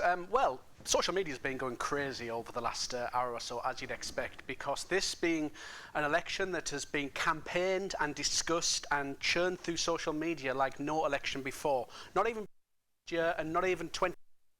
This is the one where the youth vote appear to have come out, and a lot of that has been campaigning online, particularly from the Labour Party and the Lib Dems, where they've really gone very strong on their online presence. Now, since the exit polls came out at a few seconds past 10 o'clock, the biggest questions on Twitter have been, well, what's an exit poll? So in the first hour after the exit polls came out, these were the 4 top trending questions on Twitter, according to their own analytics. Question 1, what is an exit poll? Question 2, how accurate are exit polls? Question 3, how do exit polls work? And question 4, how are exit polls conducted? So that really is what people are discussing tonight. As you've just seen with the results, 3 North East seats have been declared, and they've gone as we've expected with the incumbent Labour Party candidates, and the seat in Swindon has gone to the incumbent Conservative. What's really interesting has been, though, the exit polls, as we know now, are predicting a hung parliament. However, since those first exit polls, the individual swings on each of those seats are pointing towards a stronger Conservative vote. Lord Ashcroft, former Deputy Chairman of the Conservative Party, so does declare an interest there, however, runs one of the biggest polling companies in Britain and a very respected polling company, has said a hung parliament prediction on Twitter could be wrong because 76 of those seats are too close to call. Just let that sink in for a second. 76 seats, too close to call, even from the exit polls. So this really still could go anywhere. Adam Bolton, the former political editor of Sky News, has tweeted tonight, if nothing else, this government does not look strong and stable tonight. This tweet from Nick Doody, which I like a great deal, has said, whatever your politics, please do get out and vote at the next general election in 6 weeks' time. Just reflecting the fact that this is unprecedented. That if we have a hung parliament by the result coming out, which we could know that by 9, 10 o'clock in the morning, then realistically 6 weeks is obviously just a bit of fun, but we could be looking at another general election in the next 6 to 9 months. Now, one of the things that we've been waiting for has been a discussion on what could happen if the non-Conservative parties, the so-called Progressive Alliance, do actually come together in a form of coalition. Now, just in the last few minutes, the Lib Dems press office have actually tweeted that they rule out a coalition with anyone, Labour or the Conservatives. Of course, the Lib Dems went into coalition in 2010 with the Conservatives. That's cost them a lot of their support and vote over the last 2 general elections. So they have categorically ruled out a formal coalition, which makes the possibility of a progressive alliance, a formal progressive alliance, even less likely tomorrow morning. Danny Shaw, BBC reporter, has tweeted, the more the experts on BBC News explain the exit poll, the less I trust the findings. And that's one of the things I am seeing over Twitter and social media over the last half hour, that as these first 4 seats have come out, and yes, they've all stayed with the incumbents, but the Conservative swing has been a lot more than the exit poll expected. The election analyst for LBC, the London-based national speech radio station, Gareth Knight, has tweeted to say, if the first results are projected across the UK, there could be a Tory majority well into the 70s. So, as I say, we're still a long way from knowing a result. Finally, for now, though, my favourite tweet so far in the last half hour has come from Joseph Lake, at Economist Lake, and he's pulling this one from the IT crowd. Have they tried turning the UK back off and on again? Back to you. Very much, Paul. We're going to head back over to Dom James, who was at the count. It's just been announced in the last few minutes, though, that Washington and Sunderland West has been a Labour hold again. We're going to now head over to Dom James, who has an interview with Paul Howell, who is a Conservative candidate for Houghton and Sunderland South. Over to you, Dom.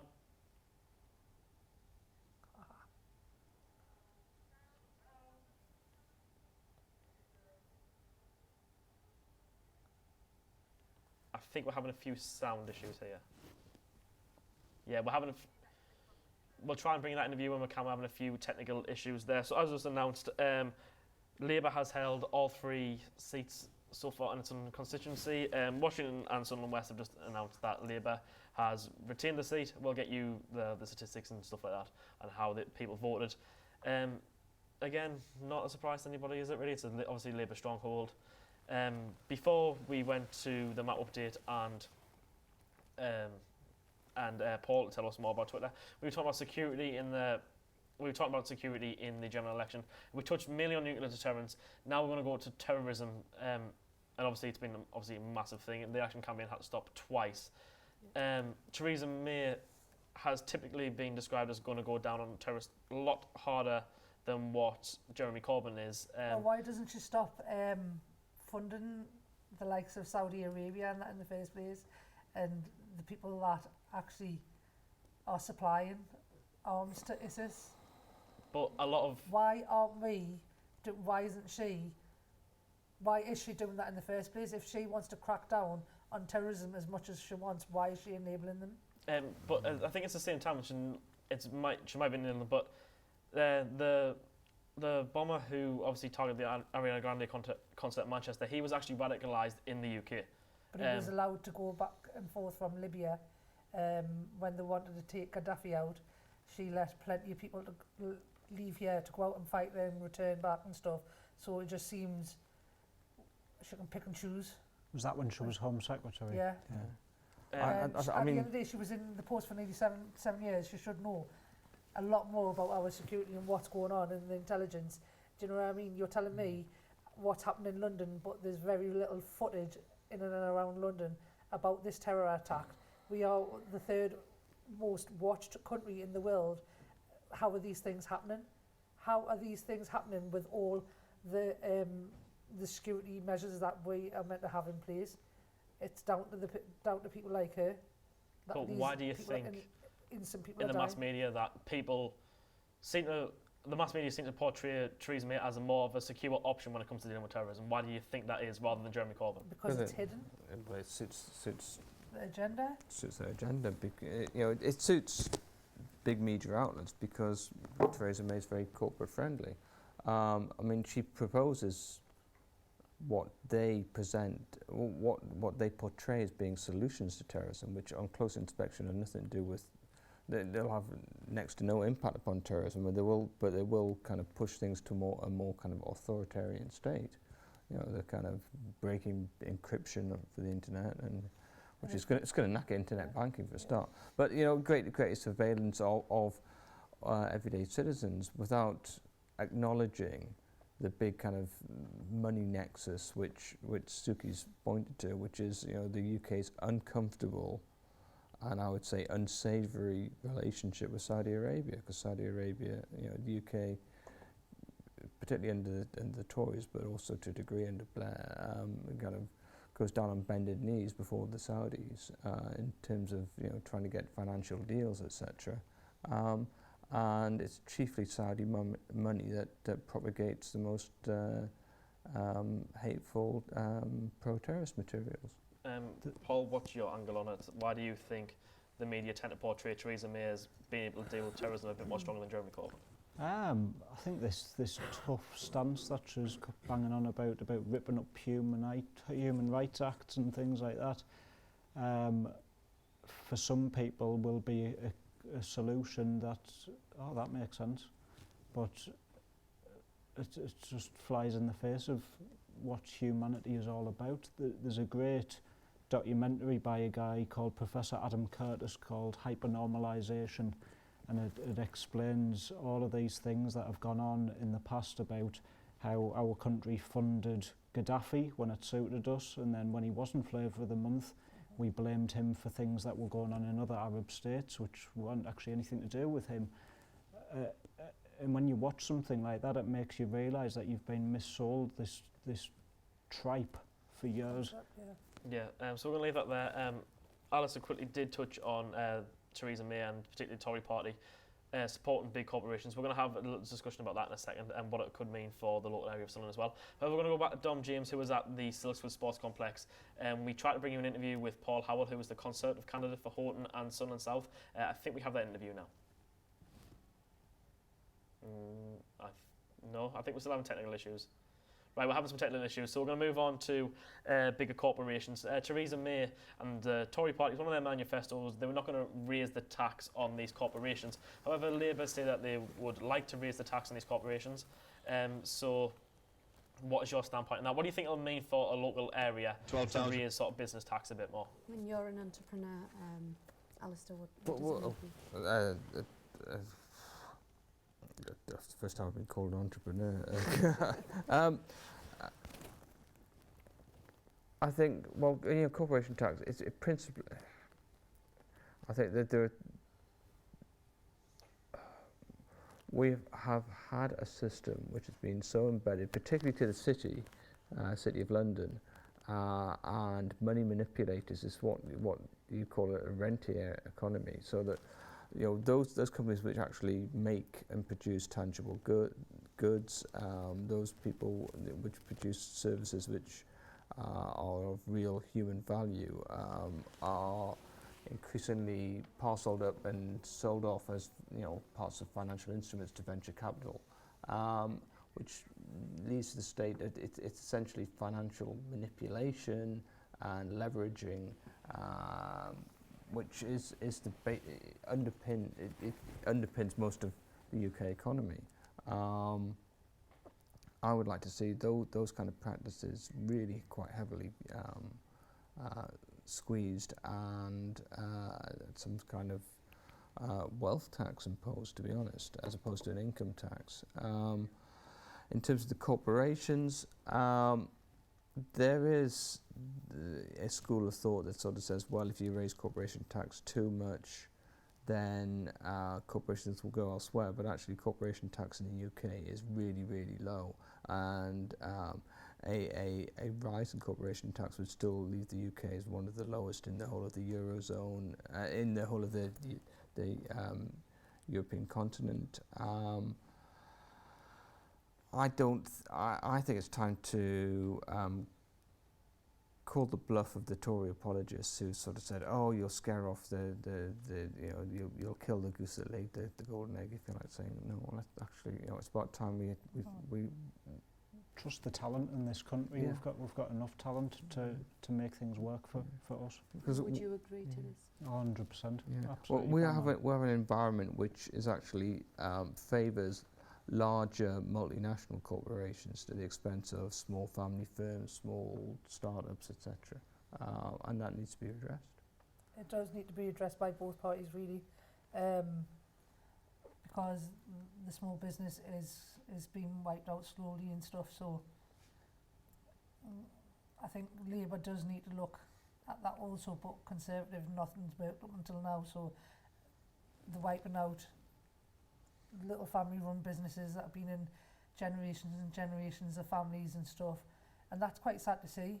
When the likes of Google, massive multinational companies, are getting away with paying meagre amounts of tax, there's a massive divide, and that divide needs to come to a lot closer together. Would you like to see, though, whatever government comes into power after the end of tonight, crack down massively on the fact that big national companies like Google, for instance, I think Starbucks is the one, that they don't really pay tax? Yeah. Would you really like to see, whatever government comes to play, if it's a Tory government or Labour coalition, anything like that, would you like to see them really crack down?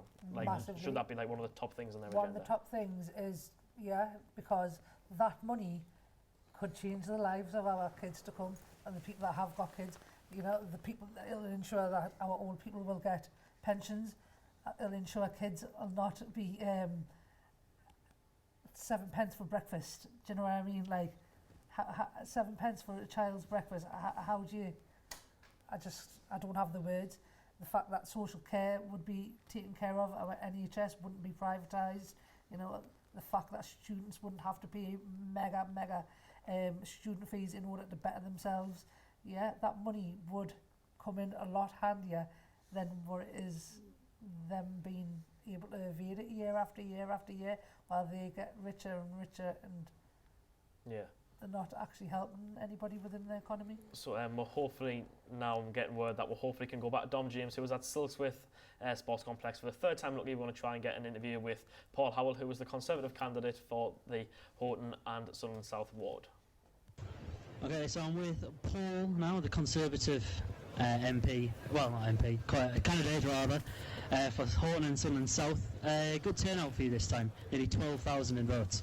Yep, it's a nice step forward. It's the best we've had in this ward since about 1992, and it's 12,000 compared to 7,000 last time in round figures. So very substantial increase on the vote that we've taken. Would you say a lot of them votes are taken from maybe UKIP this time round? Certainly, looking at the numbers, that's what you would anticipate. Unless there's some massive switching going around all over the place, the UKIP vote has dropped substantially. It looks very much as though we've taken a very significant part of that vote, and hopefully that's replicated across the country. So obviously that is, as you just said, it might be a big indication to what happens elsewhere. Labour also taking a few extra seats this time around, nearly 3,000 more compared to last time. But do you think, in terms of how many votes you've taken from UKIP, do you think that will ultimately stand you in good stead for the rest of the seats? Well, you hope so, and I think it's a fair assumption to make in terms of extrapolating out into polls. But there's only one poll that matters, and we'll see that as the evening goes on, or the morning goes on even. Yes, obviously Theresa May has been quite low-key almost in terms of not doing debates as such this time round, not maybe debating with Jeremy Corbyn. Do you think that was the right tactic? Because obviously young voters maybe have got out more for Labour this time. Is that fair? I don't know. I don't think that's fair, really. I think that to say that she didn't invite debate, she went to more media things with the press and debated with them right around the country. All that Jeremy did was go and stand at a few marches with all of his people in front of him and just spoke to them. That wasn't a debate. That wasn't a challenge. I think that where we've come to is fine. I think that if you're looking at the youth vote and where it's at, I think that Labour are just bribing them. With the removal of the tuition fees and the proposal of a £10 minimum wage at a rate that we can't do. The Tory party is the one that's increased the minimum wage better than anybody in recent times, and I think they've just been misled, and I hope that it doesn't manifest itself in the way that it could do. Okay, so the Conservatives kind of made sure that Brexit, they are the right party for Brexit. What is the Conservatives going to make sure, what are they going to do to make sure that we get the best deal possible? Well, I think what you need to do is just be in charge of things. You need to have a cohesive team with a cohesive argument. And the one thing that the Conservatives have is a team that's together and a team that will work with each other. I mean, the Labour Party MPs can't agree with their leader, never mind the Labour Party leadership trying to agree with the SNP or the Lib Dems or whoever else they have to agree with. So I think that's where the challenge comes in terms of trying to get a cohesive agreement for Brexit. We are the party that will do that better than any other. Okay, so just final thoughts on the people that did vote for you this time round, a big increase. Yep, absolutely delighted with the people that took the time to come out and vote for the Conservatives in this area, which is a thing that we need to see developing further. We need to move that Brexit majority down further next time and hopefully get closer to a challenge in the future. Okay, brilliant. Thank you very much. Thank you. Cheers. That was Dom James there with Paul Howell, who was the Conservative candidate for Houghton and Sunderland South. We just have news through that Newcastle upon Tyne North has been another Labour hold. And turnout for so far in the election is 65.4%. So quite a high turnout at the moment amongst the 7 seats that have been announced, 6 of which have been in the North East, Sunderland and Newcastle, and then there's one in Swindon North, which has been held by the Conservative Party, as you can see by the map that's on our screen. Obviously still early days, but what is this sort of big turnout going to tell us about the rest of the country? Do you think it's going to continue like that, or do you think that percentage will drop throughout the night? I'm quite surprised by that figure because it was pretty miserable out there today. It was tipping down with rain. Yeah, a lot of people were saying that the rain will put people off. Obviously, it hasn't so far. Yeah. I don't know. Time will tell, I suppose. What do you think a key turnout will be like? Rephrase that rather. What do you think like a bigger turnout would mean for this election? Do you think people are more interested in it because of the issues surrounding the election in comparison to previous elections? Possibly, but received wisdom is that a higher turnout probably will favour Labour, but this is clearly not an election like too many other ones. So I wouldn't like to make too many stabs in the dark, about things. What lessons can we learn? I don't know. There has been an energising aspect to the Corbyn campaign, which is stood in marked contrast to what the Tories have done, which has been essentially a negative form of campaigning. And I think that has helped. And there's a parallel with what happened in Scotland with the Scottish referendum, where those seeking independence actually again captured a lot of the youth vote and again energised. And no matter which side of the debate you saw, it provoked more conversations and debate around politics and generated a higher turnout. So maybe it is you need to get that kind of mass movement going, and that improves the quality of political engagement. Suki, what do you think like a high turnout means for this election?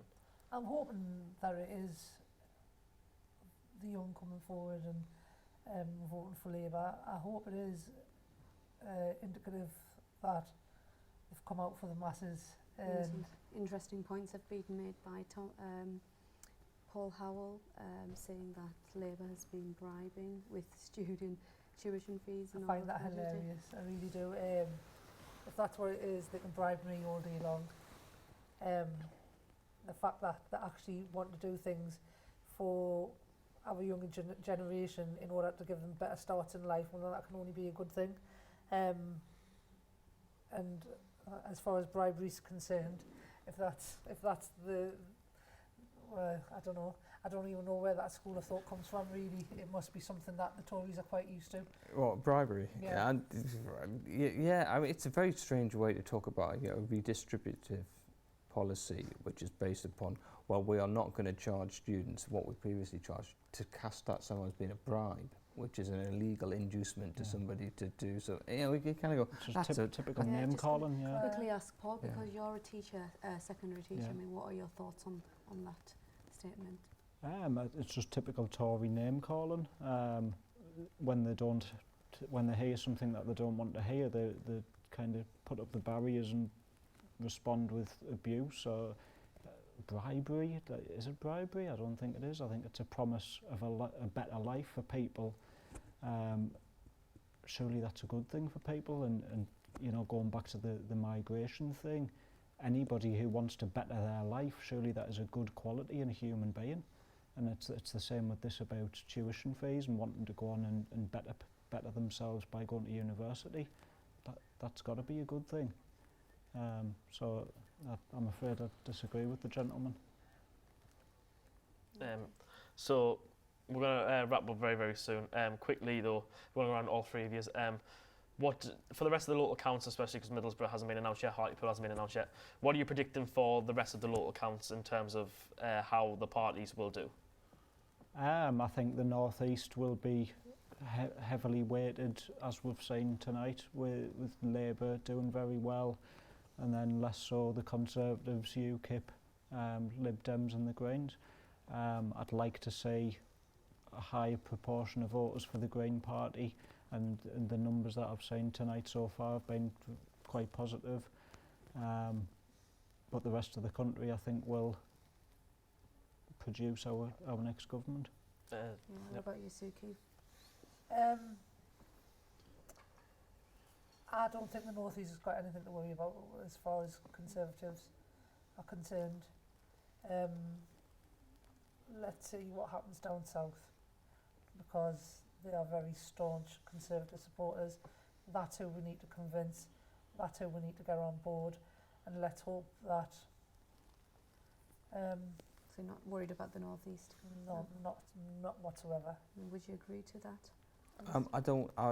I will be quite surprised if we see any North East seats change hands. It'd be interesting to see what happens to James Wharton, who's a Tory in Teesside, and Anne-Marie Trevelyan, who's Northumberland, Berwick and Northumberland.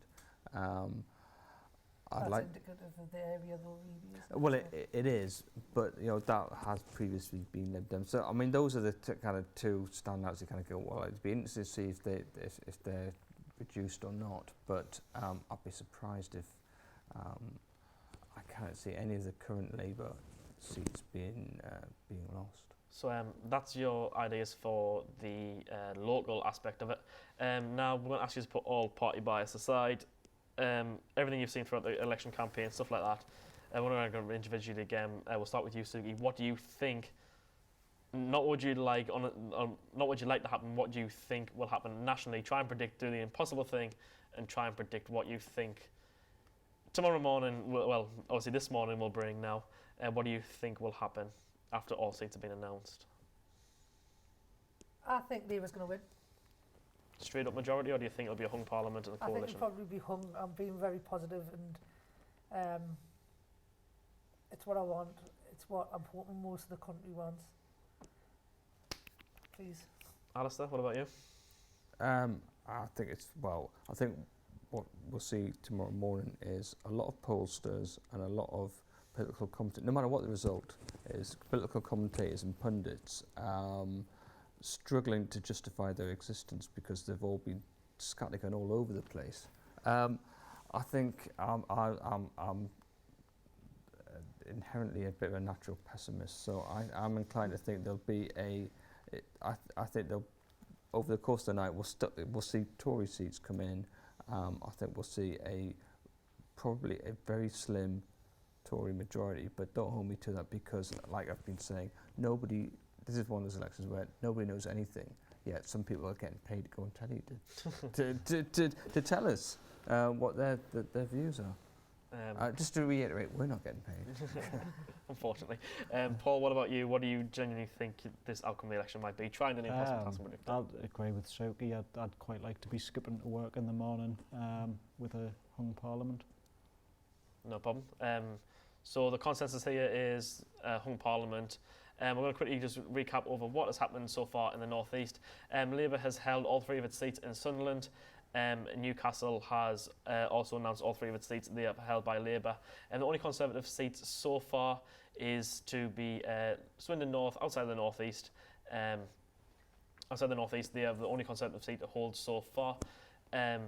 So, yep, Labour's hold all seats in their constituencies in Newcastle Central, Houghton and Sunderland South, and Newcastle upon Tyne North, Sunderland Central, Newcastle Central, and Washington and Sunderland West. I think that is just about it from us tonight.